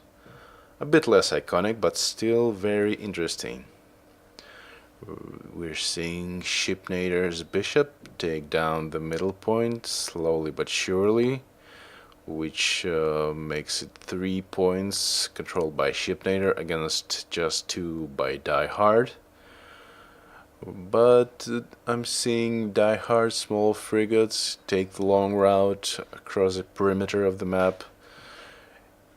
I'm betting it will try to take control of the far left point, which will be a very dangerous mission, considering we've already seen Shipnator mine the entire region of this map. Die Hard's battlecruisers trying to take hold on the middle. Not a very successful.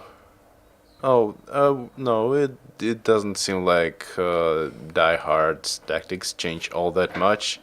I've seen this exact combo just a few matches ago.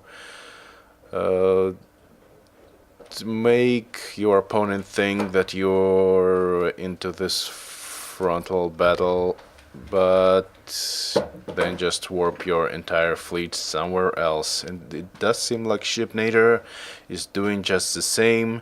Die Hard 25's frigate is mostly successfully taking the far left point, not triggering any mines that were set there by Shipnator. One of Shipnator's ships is also trying to take hold far in Die Hard's territory. I guess Die Hard will take it earlier, but it's mostly of a mirror tactics, so I don't know how you should call it.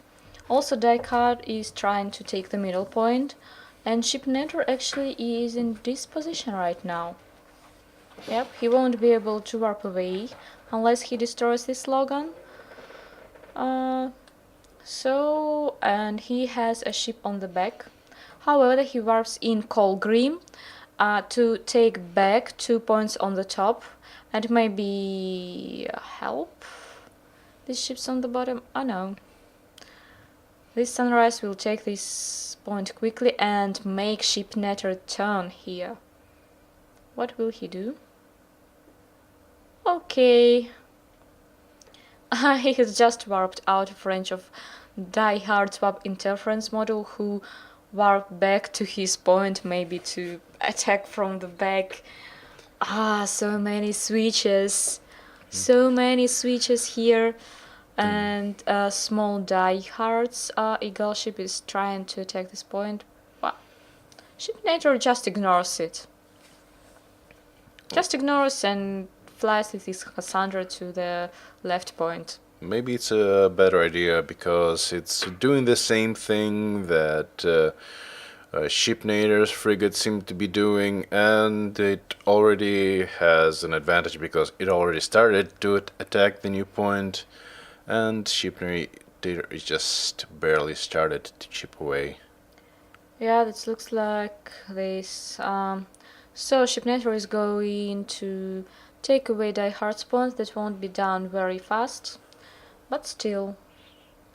Once again, Shipnator is waiting for something on the middle point. Maybe going to see what Die Hard will do here, while Die Hard is moving to the center point. Okay, an assault. Quick assault. It will probably be yet another bluff. I'm predicting that Die Hard will warp away in just a few seconds now. They both have warp interference, so I don't believe it will be that effective. That does not bode well for Die Hard. His fleet is much less impressive than Shipnator's, and it was not built for the frontal assault. No it won't focusing hold long. here. No focusing here from Shipnator. So Die Hard wins this battle. If you want to win a battle, you need to focus at least one ship, not spreading your attention as much as Shipnator has done it. Maybe he was trying to I don't know, kill one ship fast and destroy shields of other ships to finish them off. Was not the best decision this time. As Die Hard also had some boarding modules to help him here. Okay, and he's getting repair drones to the middle point. Some extra help. Shipnader's Salem is doing so far a more impressive jobs at stealthily taking far points than frigates do. Okay, and the thick Shipnator can try to take this point in the bottom also. Shipnader mostly ignores Die Hard 25's attack. Yep, still Die Hard leads in winning points. Die Hard comes to defend his bottom point. Oh, Suddenly no, warps into the asteroids. asteroids. Yep, that's, a bit of dangerous asteroid field here. I do believe it's the first time we have this formation of asteroids on the map. Yes, We've that's the added first. added it recently both to the game, to the ranked mode, and to the Discovery Galaxy Conquest mode. It makes for interesting situations when you have a lot of just small clusters where you can maneuver. Okay, but as we can see, players don't love fighting in these asteroid fields. They just use this like a sort of, a safe place to hide. Maybe, you can't scout the whole map. You should concentrate on certain areas. For example, on control points. It would be interesting to see what would it look like if there was a domination map where one of the points is directly in this cluster of smaller asteroids fields, because now there really isn't much of a point in going there. Okay, interesting situation here. Jaikars is sitting in the stealth module, waiting for Shipnator's ship to come here, actually. And yep, Shipnator came here, and will it be destroyed? Yep, I think Most likely. most likely. Yep. What it has some cannons, it has rockets against Salem, and it has engine boost, which helps him to move faster. Yep, it's slowly ramming the Salem. Yeah, There was a very successful ambush by Die Hard 25. Let's see what else Shipnader is up to. Just as usual, trying to take down the middle point. I'm seeing a small fleet of ships by Die Hard doing the same. However, Die Hard has, more ships in action right now than Shipnator. Not only in terms of the number of ships, but also in their cost war points. Yep, war points is a way to identify ship cost or ship effectiveness. So here, well, it doesn't look like Shipnator is going to win a lot here. Yep, he's escaping to attack Die Hard ships from the back. Die Hard's collection of battlecruisers is doing a surprisingly good job at taking down. Another Cassandra. Yes, they were not made for ramming. Sorry, guys. I think it's one of the core principles of our game. Sort of like in Minecraft, there is this golden rule of do not dig down below you. So is in Starfall Tactics. Do not ram with frigates. It never works out. They're too small. It's Yeah, interesting to see how Die Hard's tactics evolve with ship naders. That sunrise is, very long way.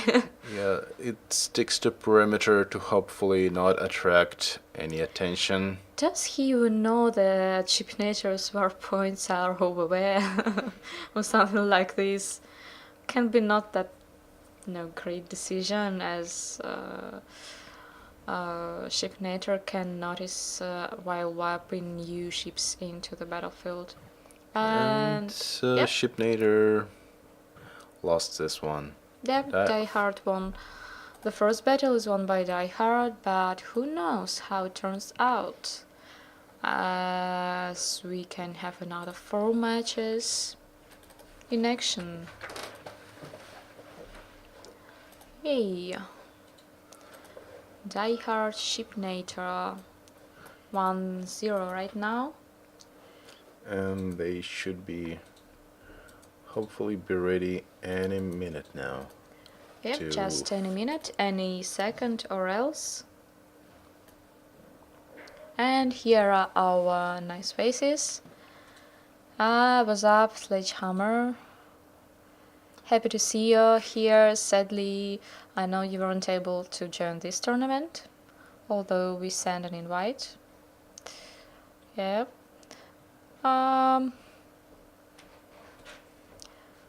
Whoa, Amurka says Die Hard Skull Star has 400 DPS.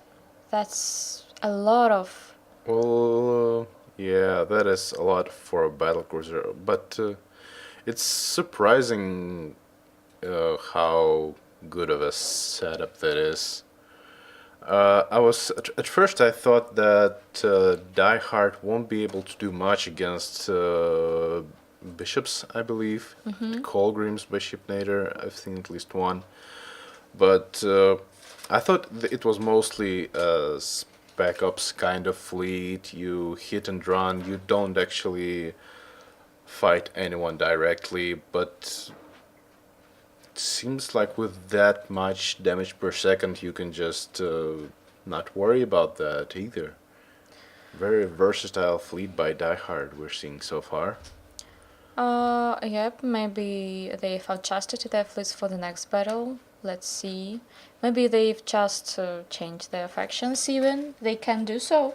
Yes, Yeah. each ranked fleet is allowed to be a different faction. You can have a lot of ranked fleets, sort of your decks, and you can choose. You can have a lot of fleets of different factions at the same time. Yes, that's true. Round 2 is starting now. Yep. To see them warping in. Oh, they see a portrait. Yes, I forgot to disable it, and now everyone who tests our game for a week get to see it pop up in the bottom there. Well, that's not something, game breaking. Hopefully, you never know. Seeing very familiar fleets, Shipnader with his two bishops, Gwydion with plasma cannon and blaster. Oh, I haven't seen this by Die Hard. Or did I? Did you? Yep, you did. Oh, That was just the previous battle, I guess. okay. Or not, it could be the third battle in semifinals or so. Well, we did see these ships. So these are Orlov with mines and a lot of rockets. He won't be able to defend it, sadly, even with these mines. They didn't do much damage, and now that poor Orlov is entirely defenseless, and they're going to sandwich him. Show us a sandwich. Oh, they didn't do a sandwich. And probably for the best, because Die Hard is already here with reinforcements. They retreat to the nebula. Okay, Well, actually, I don't really know why Ship Network still saves place for active armor here. Maybe it would be a good choice to switch, as he knows that Die Hard won't use Gauss cannons in many cases. Or Die Hard actually has some. We don't know which ships else he has, except of these ones he warped in right now. However, it would be great to see the fleet setups for some reason. Maybe they reveal it once they finish final stage. And yet again another frigate to become, a target of a melted avalanche. No way a frigate can survive even a half of a melted avalanche. Okay. Well, I guess part of the reason why some of Die Hard's ships have so much DPS is some of it is not. It's not always going to be always 30 plus DPS. When you build your ship in the ship editor, you only get to see the rough estimation of how many damage you're going to deal, because in some ships you can only shoot from one side or from the other, not both at the same time. And Die Hard does have very powerful spread blaster cannons on one of his Skull Stars, I believe. Yep. But not all of them shots will land, because it's just such a wide spread of bullets. Okay, so Shipnator preparing his fleet for warping formation, and he is also building his way to the point on the bottom, or did he decided to stay close and defend the bottom, point on the top left? Okay, will this Gwydion... Yeah, this Gwydion will be able to destroy a heavy Eclipse frigate, which is Eagle. Yeah. Yes, that's definitely a very heavy assault frigate.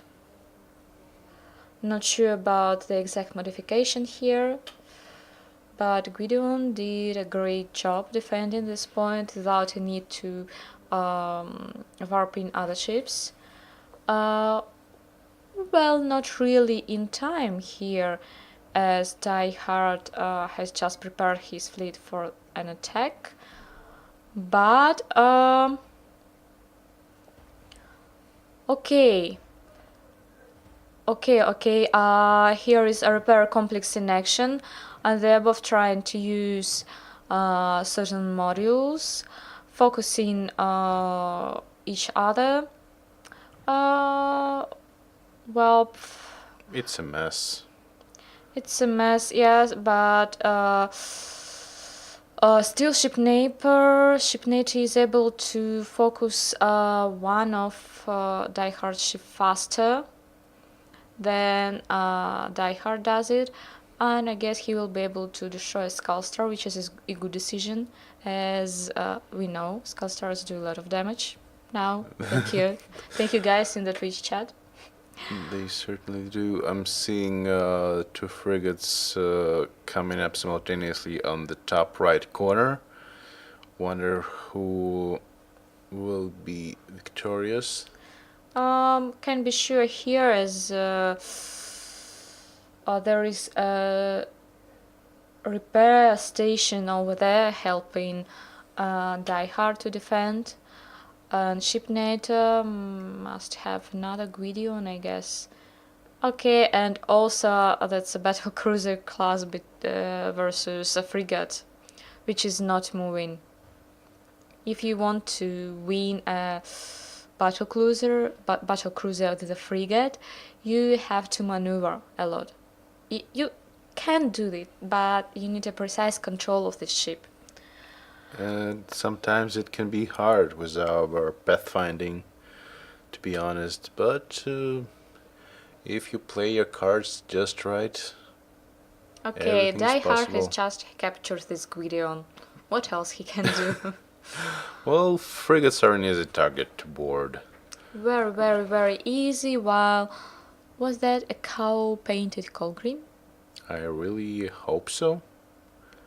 Show us Colgrim, guys. Show us the cow painted. Okay, so she, It yeah, it's is. cow painted Colgrim, and it notices a sneaky frigate attacked by Die Hard, And and will be able to destroy it, I guess. Oh no, don't fire at your point. Don't. please do Say your not. weapons to hold fire.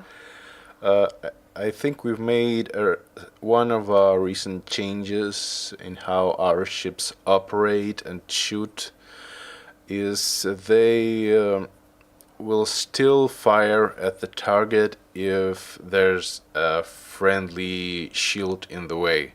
It used to be so that even if there's friendly ship's shield, uh, your ship will not fire. It will see that it will attack a friendly ship,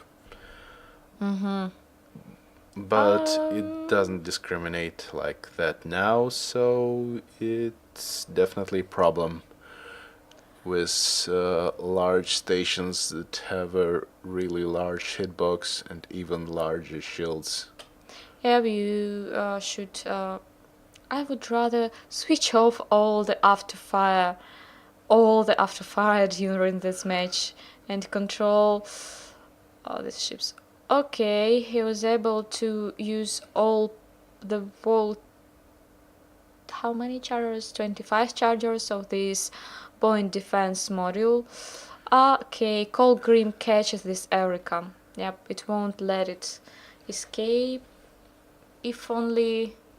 Yep, it loses it from its vision, and Erica slowly drifts away to the bottom left point. The battle is still pretty equal, however, the ship NATO has a stronger fleet at the moment and has a better income. No, 4 times better income. 4 times better income, come on! You can do it. Okay, Melted Avalanche in action, trying to destroy this Skullstar. Who's escaping it? Okay, that was a great decision to hide behind this point and make Ship NATO waste Avalanche. Still, it won't have enough firepower or just anything to defend. And Die Hard is losing positions here. I'm seeing Eureka creeping in with 2 plasma webs. It could be potentially a successful. Oh, will they merge? Then no, they just stayed 2 singular plasma webs. Well, they are not really close enough to each other. Their centers are a bit of, far from each other, so they won't form a single big plasma web. Shipnader is still doing a very impressive job at fighting off all of Die Hard 25's attacks. Um, okay, this small eagle has a lot of firepower. Blasters.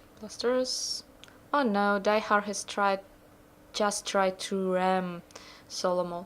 Well, Solomon is really light ship, but that's the victory for the ship NATO right now, and 1-1. Wow, congratulations.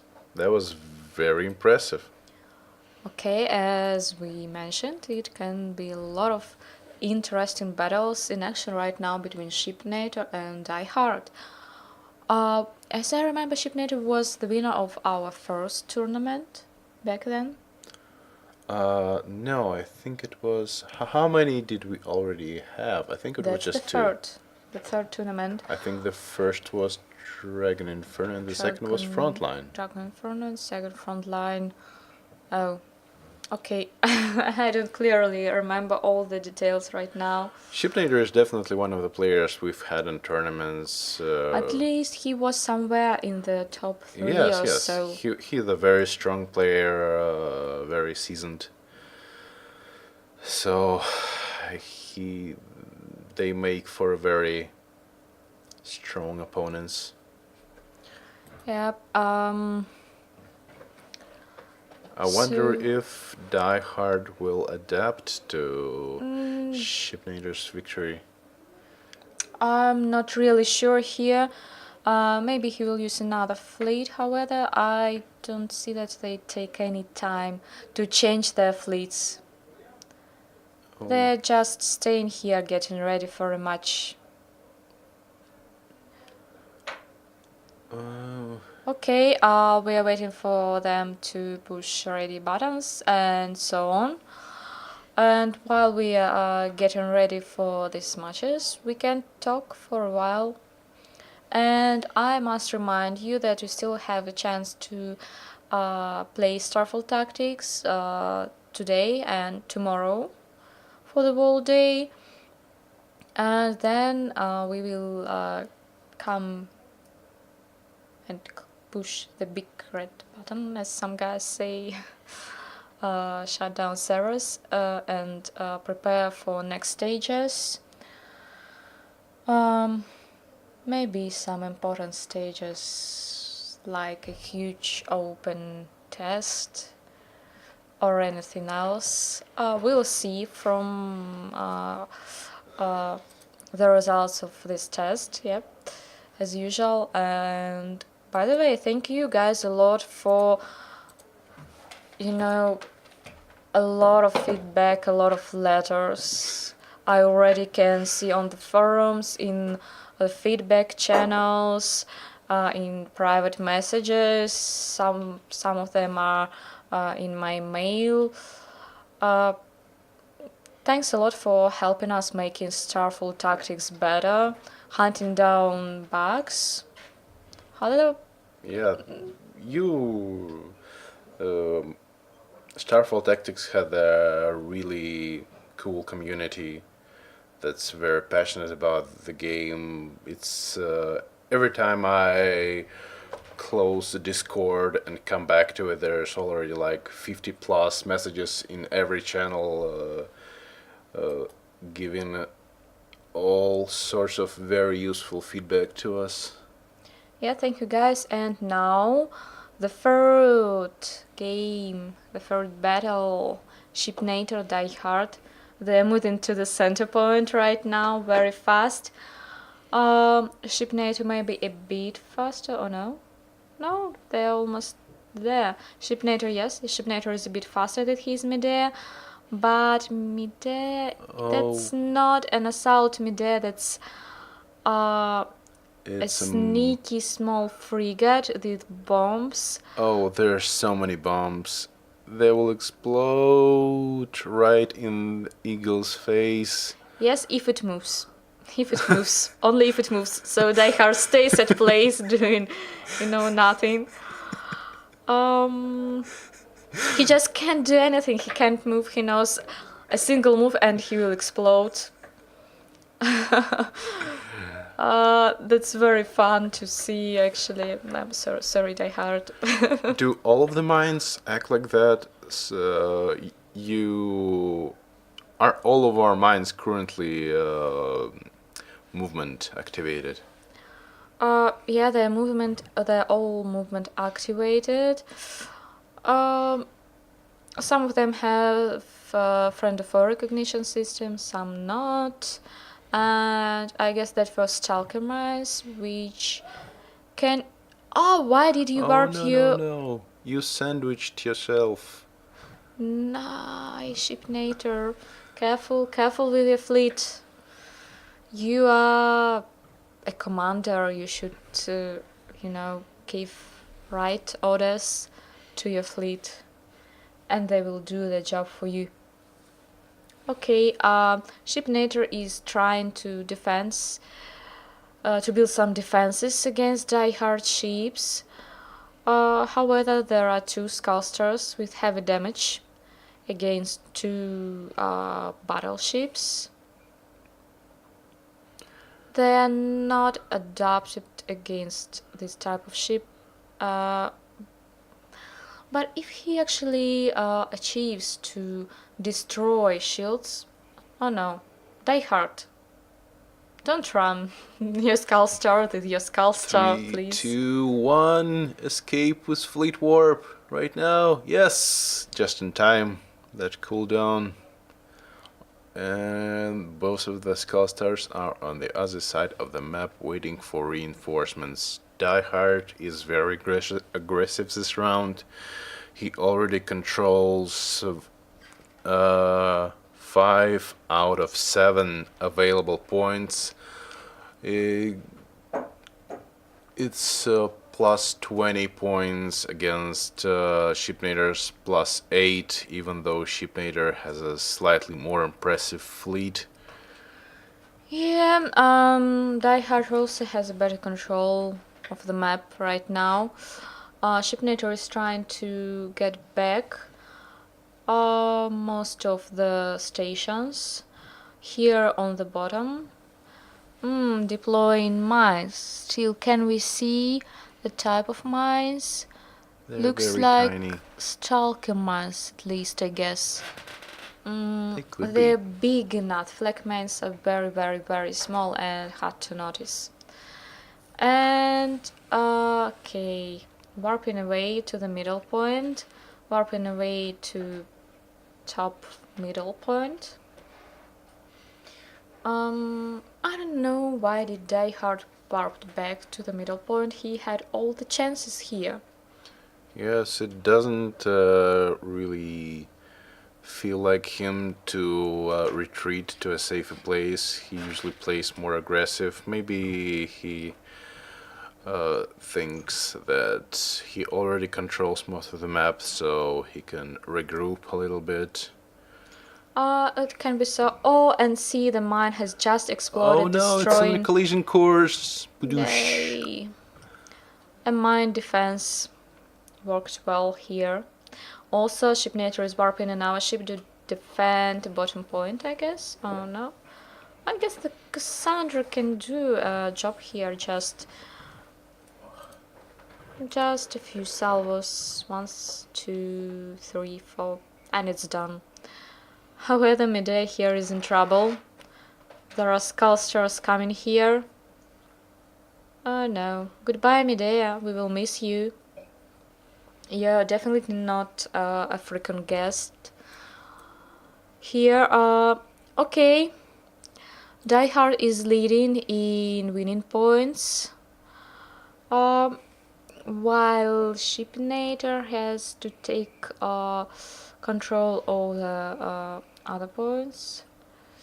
So Die Hard is going to take back this point on in the bottom, the left point, while Shipnator is trying to get point on the right, but Die Hard is somewhere nearby, coming with his battle cruiser or battleship. I don't exactly see on the minimap.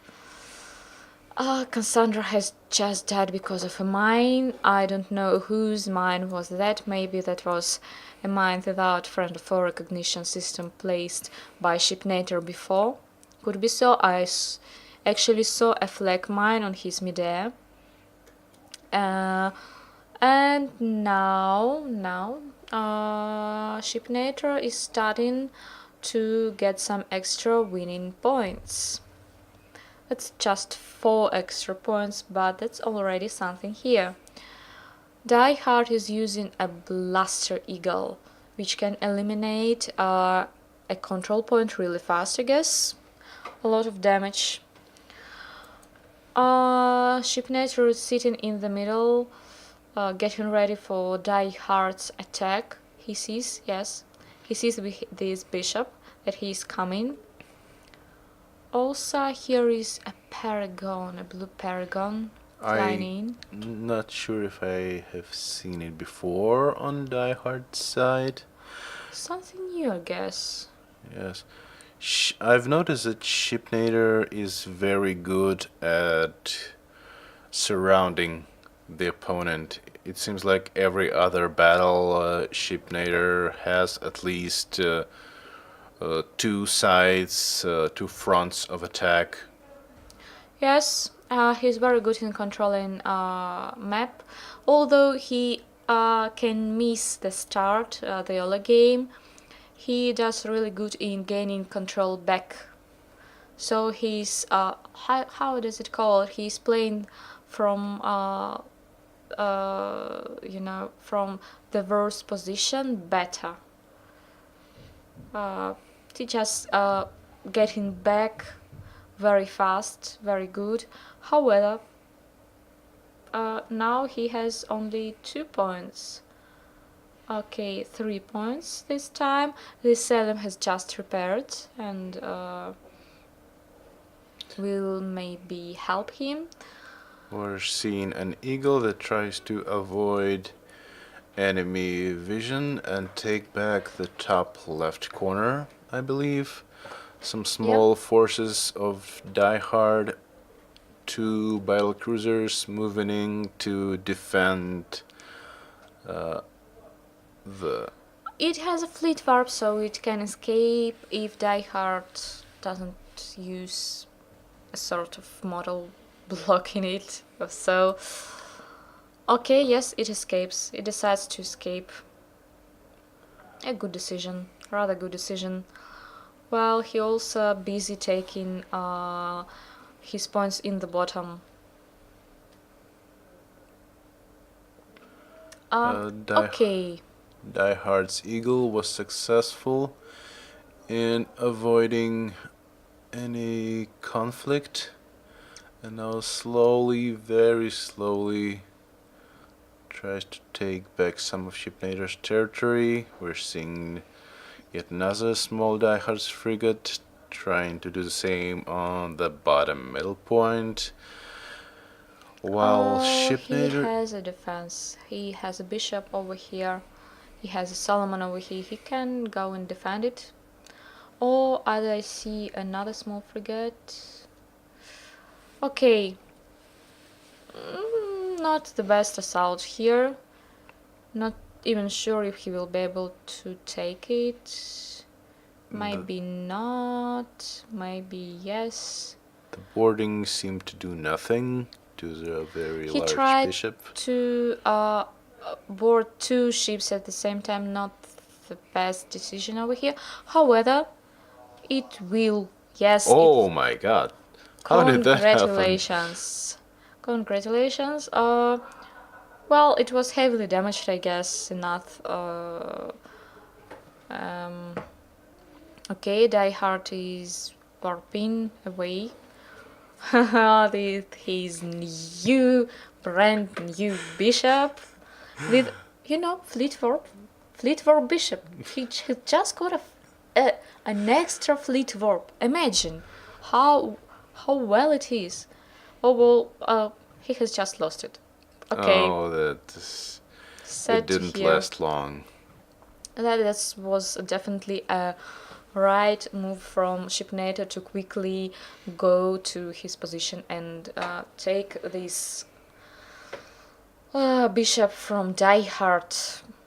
Well, it's still drifting away, and Die Hard can summon another ship to capture it once more. Take it back.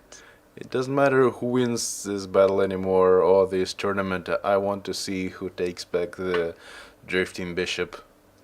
Will it just float in space forever without any purpose? It has seen so much. Bye bye. It still has a... Okay, I see a Logan here. Structure. A Salem working away. Everything is coming. Everything is going on everywhere. Everybody attacks everything. Shipnader is very aggressive. I see his attacking at least 2 points at once. Meanwhile, Shipnader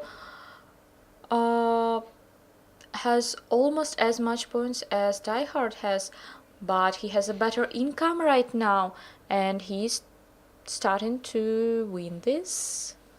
Does he? Okay. Possibly, I think Die Hard still can win this one. Die Hard now trying to board poor Selim. Well, not enough troops. Should have sent just another couple of capsules with boarding team. Okay, that was a sneaky bishop hiding here to eliminate this Logan. Oh, maybe that was just a coincidence. Who knows? Okay, Shipnator taking the lead. And he's very close to winning it. Very, very, very close. However, only 4 points of income in difference here. Only 4 points. Now Shipnator will take this point in the bottom. While he definitely could see Die Hard ship coming to his top point on the right, and I see the ship still drifting away from the map here on the left side. Oh no, it's gone. It is No. gone. Shipnator. So gone the victory to the hands of Shipnator. Which makes it 2-1. Yeah. That is an interesting... Oh, I don't believe we should have seen that. Oh, that doesn't really matter since Okay. it's not Die Hard's fleet or anyone else's. Oh, that's a Smetskov fleet? Yes, it shouldn't in any case show the fleet of the contestants. Yeah. There. Oh, that's Medscorp prefers Vanguard fleet, as I see here. It's just too much power, too much information. Too much power, yeah, too much information. Better change the screen, Divan, or I will use this information against Oh no. Medscorp. However, I don't believe I can actually beat Medscorp in a ranked battle right now. I don't think anyone can. Yeah, he's too strong in controlling everything. We should do a developer tournament sometime so Medscorp could prove Could win. the dominance. However, Borzi also has a lot of power. As a game designer, he knows everything about each ship, each weapon.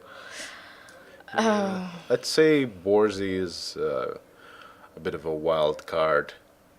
He could win Medscorp, but it would take a lot of concentration and effort on his side. So I believe our guys are fitting their fleets, as I don't see them in the lobby for the match yet. Sledgehammer says deprived rules. Yay, I agree with you as a deprived. I agree with you. Yep.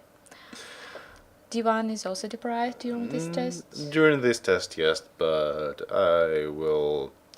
When our game will be finally released, I will always play Vanguard, obviously, because they're just kind of the best, and they're red, and they're just. I don't know what to choose yet. I just love all the factions right now.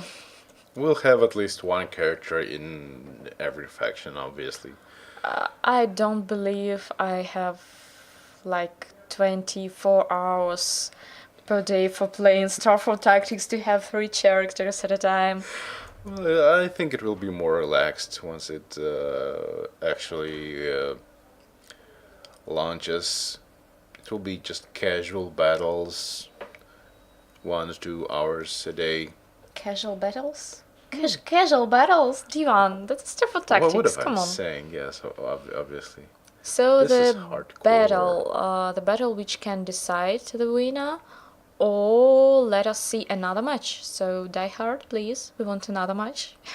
I'm seeing a kinetic wall. Wow, that's a surprise. We haven't seen it yet, performed by Shipnator and Die Hard in this series of matches. Okay, they're slowly taking control of points. Ship nature is Doing this. pretty slow here, I guess, a bit not that fast as Die Hard in taking starting points. But as we could see, he's good at taking positions in the later game, in the middle game, and playing from he loves to attack all the points at the same time and just take it. However, with Bishop won't be able to defend his point. Will he leave this here? I'm not sure what has just happened. That's a sneaky eagle coming from the border of the map to attack Shipnator's point. And yep, Shipnator sees the frigate. Oh no! No! The bishop. That was a very unfortunate. Bishop, yep, going to the asteroid field. However, it will be able to repair. Okay. Poor damaged bishop. It has just repaired its cannons, I guess some shield generators, while Die Hard is taking the point on the bottom left. Okay, Cassandra versus Eagle. Who wins? Cassandra, obviously. It doesn't have any weapons. Yeah. The eagle, I mean. Sadly. Goodbye, Eagle. Let's hope there's enough mines there to avenge it. I don't believe Die Hard will, or who was that? Shipnator will move his ship. He will just stay and shoot. That's all he needs there, actually. Shipnator's bishop being chased by 3 of Die Hard's classic battlecruisers without a chance in the world to survive this one. We're seeing... Sadly Die Hard's eagle was noticed by Shipnator and quickly eliminated with the help of Bishop battleship. Okay, now Die Hard is slowly moving to position, maybe to the bottom left point. Summoning a frigate, I guess that's a small icon. Will it... no, that could be the Stalker mines placed by Shipnator there, as they didn't explode while Cassandra was moving through them. And now... oh no, that's the Eureka. It will definitely destroy this small frigate on its way and then come to the top left point. Okay, we see Die Hard preparing attacks in the bottom. Shipnator trying to sneaky take point on the right, but sadly his ship is out of crew and now drifting away to the border. Okay, the battle in place, finally. Die Hard will lose one of his ships. Okay, a kinetic wall defending both opponents from kinetic weapons coming from it. Yep. Still, it can be penetrated by lasers. And Skullstar is down. Skullstar is definitely down. I guess it's always a possibility with using modules like Kinetic Wall, is that, especially in this game mode where it's very dynamic and a lot of warping going on, you can get cornered in your own obstacle course. Solomon is awkwardly ramming the Skullstar. The battleship is already gone, nothing to stop Die Hard from eliminating the last ship. Will it take down the Skullstar with it? No, Not he has no sure. weapons in action. No weapons. Maybe it will... It attacks mostly itself. Why? It tries to attack the other ship. Finally, Solomon was able to escape this confrontation, and it still can repair engines and come back. I can't believe no one exploded this time. No. Finally. Too many ships with too few hit points. A lot of rockets. Really, a lot of rockets on this Eureka.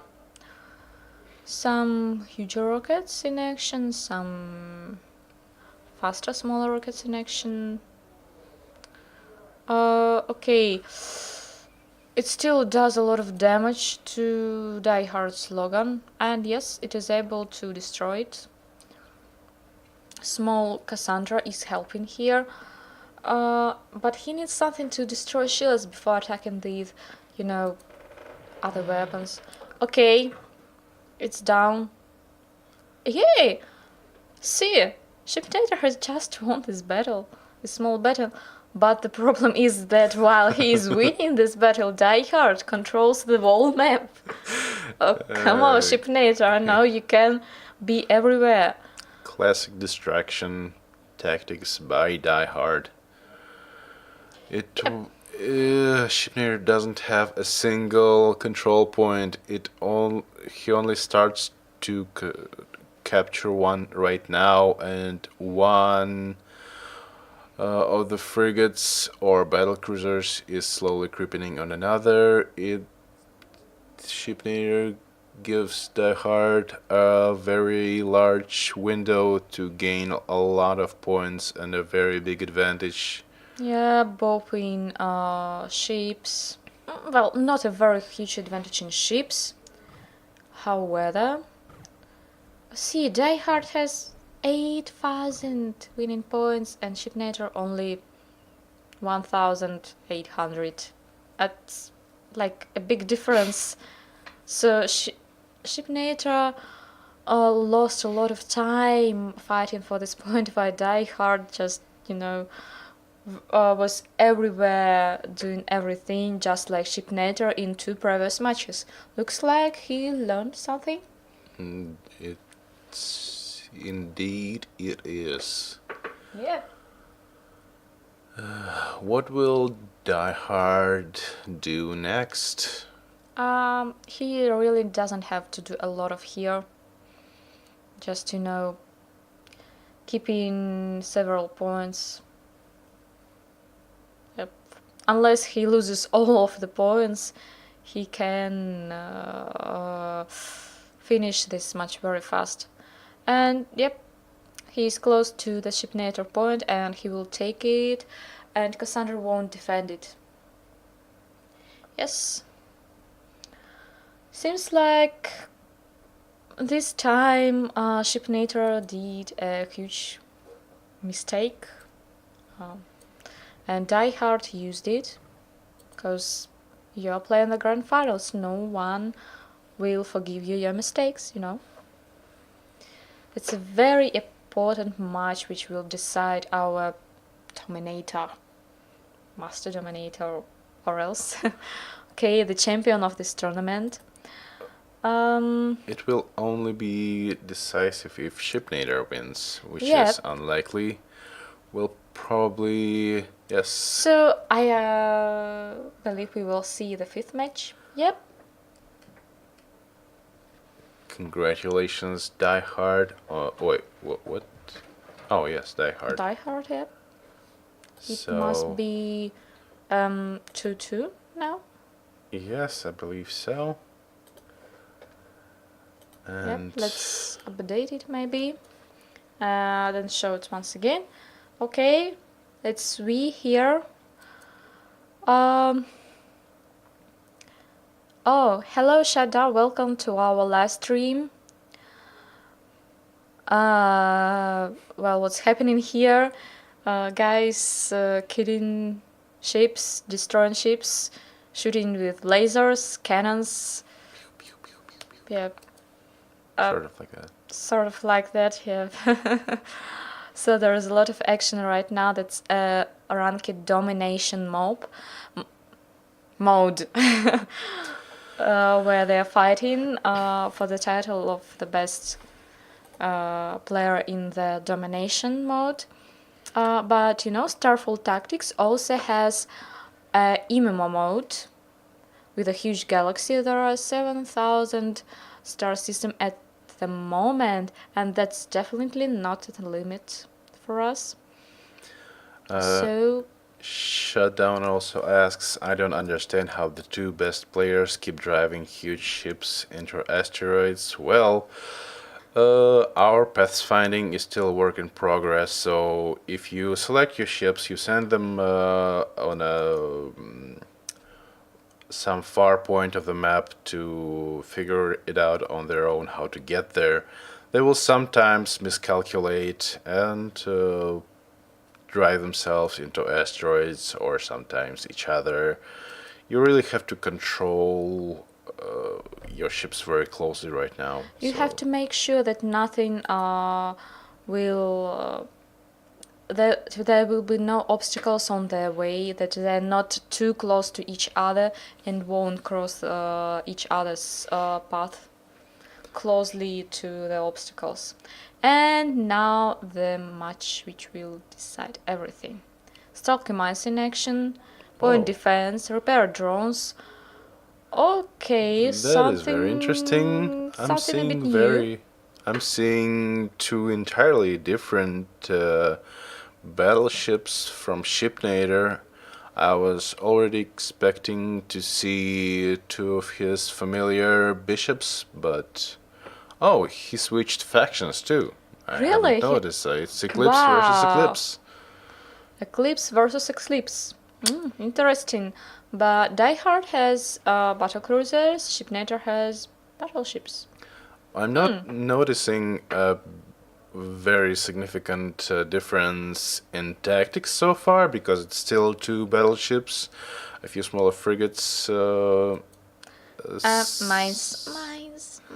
Careful. Mines. Oh no. They can't hear us, but you can see mines. Oh no! Oh, that is brutal. Yeah, that's really brutal. Two mines. I think those were neutron mines, considering how that Paragon just completely lost all of the crew on board. Does Die Hard I have has? seen really neutral mines. Could be some stealth mines successfully getting behind Paragon shields. I believe Paragon doesn't have a lot of crew here. Maybe does Die Hard has any? Oh, will it? No. Oh, what are you doing? Okay, poor damaged ship which is painted in different cool colors. I believe this skin is called mint. Yep. Does Die Hard not Oh, have an? plasma mine. Whoa, careful Goodbye. there. Goodbye, another guy. Yep, Die Hard is using a lot of mines this time. And he's placing them pretty, into good positions. Or Shipnator is not that careful here. I guess he still misses one mine installed over there. Die Hard has already attacked his point on the top left. And Shipnator is already going to defend it. What is going on with that eagle? It's dancing. Oh, that's a gravity module, gravity field that's pushing away ships from the center. I don't believe that It didn't. Die Hard saw ships in the nebula. He just wanted to push them from this nebula and see them, or maybe counted on making some damage here.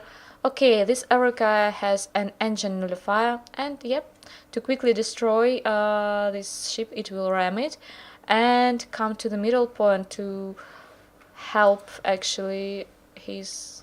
It has a repair drone, which and can actually activate it. Also, Die Hard has a warp module, great warp module.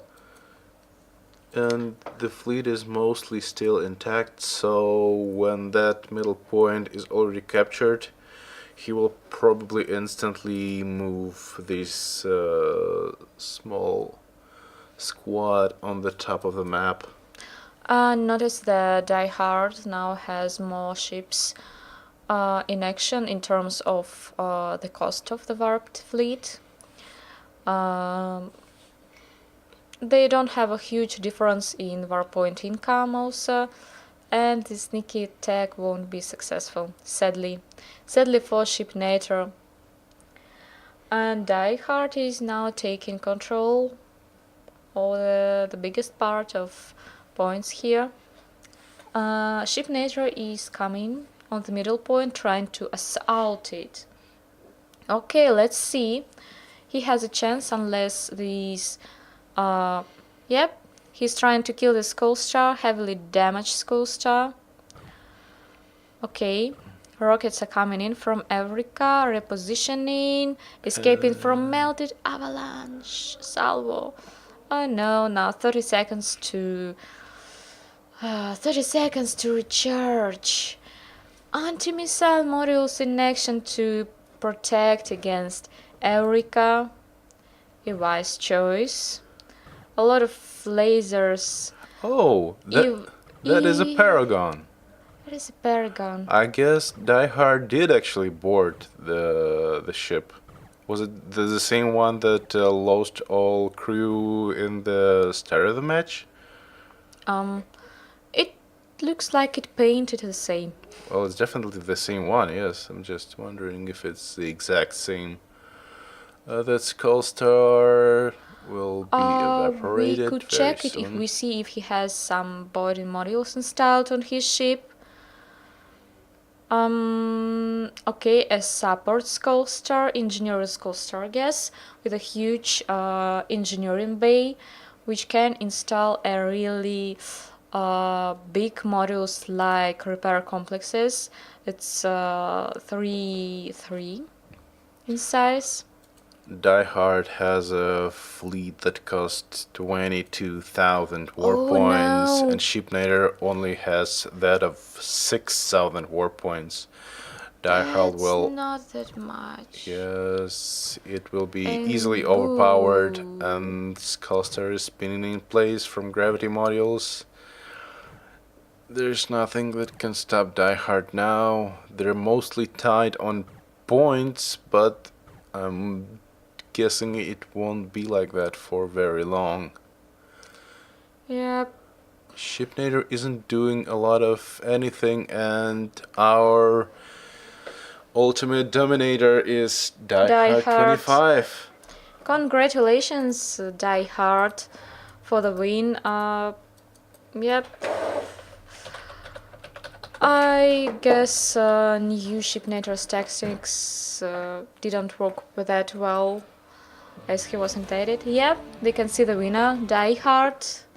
And now the third tournament is likely to finish at the moment, as you know the name of the winner. Thanks all guys for participating in this tournament. We're looking forward to have another one day maybe, so make sure you are reading through announcements, check your email, Discord private messages for any invites or any info and announcements from us. I also remind you that we will continue posting weekly news about development progress of Starfall tactics. Yep. It was very close, very close. Shipnator really had huge chances to become a winner. But, well, next time, I guess, we'll have a revanche. We can see now all participants. Frank V, Evilich, Frontline, Miroslav, Darhez Baum, Die Hard 25, Elku Gamer 360, Amurka, Dragon Inferno, Idushi, K-Kalp, Shipnator, Fugel, Fugel, Rookie Master, Lord Chaos 1719, Lego Master. Well, I guess I named everyone. Yes. Thank you very much, everyone, for participating in this tournament. Congratulations to DieHard25. I do believe this victory was a long time coming. Die Hard is one of our oldest and most active community members. He knows a lot about our game. He is making a lot of resources about it. He helps a lot in Discord channels. He manages community from time to time. So it's really nice to see him. I do think he deserves this victory. Okay, thank you really so much, guys. And Sledgehammer has a question about decoy model. He's asking if we took it off the game. No, we still have it, at least in the ranked mode. Not sure about MMO mode, maybe on the higher ranks somewhere. We should ask our game designers about it, as they're the only ones who know it.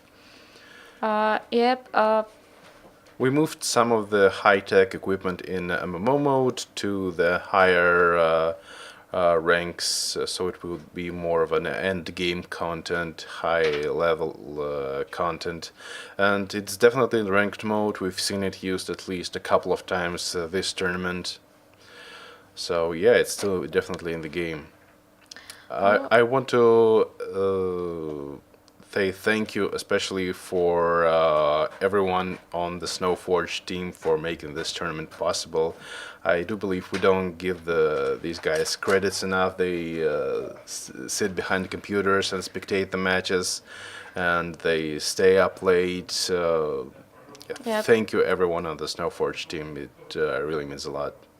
Thank you, guys, for staying awake nights and days and making this game. And yay, one of game designers has came here. Oh, Bye, Quill. Quill, do you know where you can get decoy module in the MMO mode? Decoy. Sorry, I couldn't Is find it now. is it in a higher rings? Just after the fifth ring.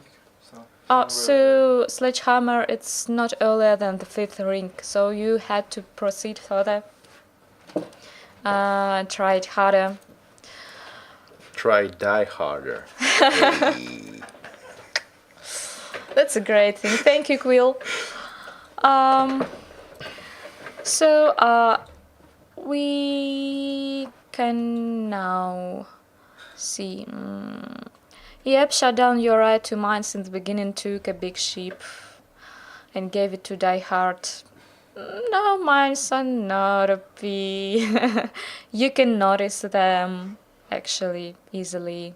You can escape them. I guess there are ways to destroy them. You can destroy, exploit them with an arrow of effect things, for example. Well, I've recently used a plasma web module to destroy a mining field in a pirate base, for example, because why not? Well, I do think it's a fair critique because there are not a lot of area of effect weapons in our game, so you can easily not have any of that kind of weapon in your loadouts. Yep. So- I think it's easy to avoid them because they're small, but some of them are visually glowing. If you're Yeah. attentive, especially in the domination mode, where you sort of expect that sort of weapon already being there, if you waited long enough or didn't pay attention, you can avoid them. They're avoidable. I don't think they're P. They're very powerful and go really well with boarding modules, as you Yep. can see. Also, K-Calb says that this ship had a point defense which can shoot projectiles. It did have had a chance to shoot a mine, I guess. Only suppose if so. he activated this module. Yep, he could have activated it, just in case there will be something bad. I thank you, Golden Guru, for being with us here. Thank you, Shutdown. snowballing is real. Well, can be so, but we saw Shipnator and other guys coming out of very difficult situations. However, I believe we will adjust things, continue, balancing. Balancing is a never-ending path, actually, of development, of designing. I don't believe you can actually succeed in balancing something. It's always a process. Yes, a continuous process of making things, don't irritate you with overpowered shapes, overpowered weapons, or something nerfed too much. Well, that's a question to our game designers Squill and Borzi, and they're doing a lot of job to make these things better, and they've done a lot for, especially for these exact test, for the Frontiers Open test, in balancing things. They touched barely, everything, every weapon, every layout, every module, shields, just everything. Well, I'm still a little bit mad that they didn't get the time to add decals to our game. Yeah. They're so cool, and there's so many of them, and there's mostly everything is in place. You just have to physically place them on the models. It would have been so great to see it, but I guess balance is important or whatever. The game should be fun. Come on, Divan. I'm now sitting in the middle of, designers, artists corner, and I'm overwhelmed by, artists right now. Nobody will defend me, but I still guess balance is a very important thing. It's their own fault. They're not there. They're not doing the stream. They're all sick. Haha. Yeah, right, Borzi. You have a cold. We know the truth. Okay, so we stop for making some strange jokes, I guess. I will never stop making strange jokes. I don't. You can speak for yourself. Okay, I'm bad at making jokes, so I will stop it doing right now. Thank you, Die Hard, for the game, and thank you, Shipnator, for this final. That was really great, and I'm looking forward to see you next tournaments. Well, I'm looking forward to see you all guys in the next tournaments. So stay tuned. Remember, check weekly news every Friday. Subscribed to our mailing list, maybe? Yeah, that's a Newsletter? great idea. As we have here mailing lists to our social pages, Discord channel. Actually, I would recommend to join our Discord channel, as there are always someone there chatting, telling things. There are all the announcements, and there are developers there who can see your messages, sometimes react to it. Well, not sometimes. We do it quite often, I would say. Have some, talks with the winners of these tournaments, with participants. Just have fun. Nobody prohibits you to flute in the flute channel. Leave some feedback, bug reports, find some colleagues to perform the assault on the pirate base, and so on. And okay, we have one thing to remind you, that you can still try Starfall Tactics today, tomorrow. Yep. Remember it. We are looking forward to see you in Starfall Tactics either today or tomorrow, or the next time the servers will be up, of course. And Divan having a strange look at me like, stop talking, Relampaga. No. I want to go home. I'm just, this is my resting face. I can't do anything about it. Okay, thank you guys all for participating in the tournament, playing Starfall Tactics, watching these streams. Just thanks a lot Thank for you watching. guys for sticking with us, And I guess see you next stream. Yes. Bye bye, guys. Bye. Hey, just going to show you Die Hard 25 totally won in this Ultimate Dominator 2018. Congratulations once more.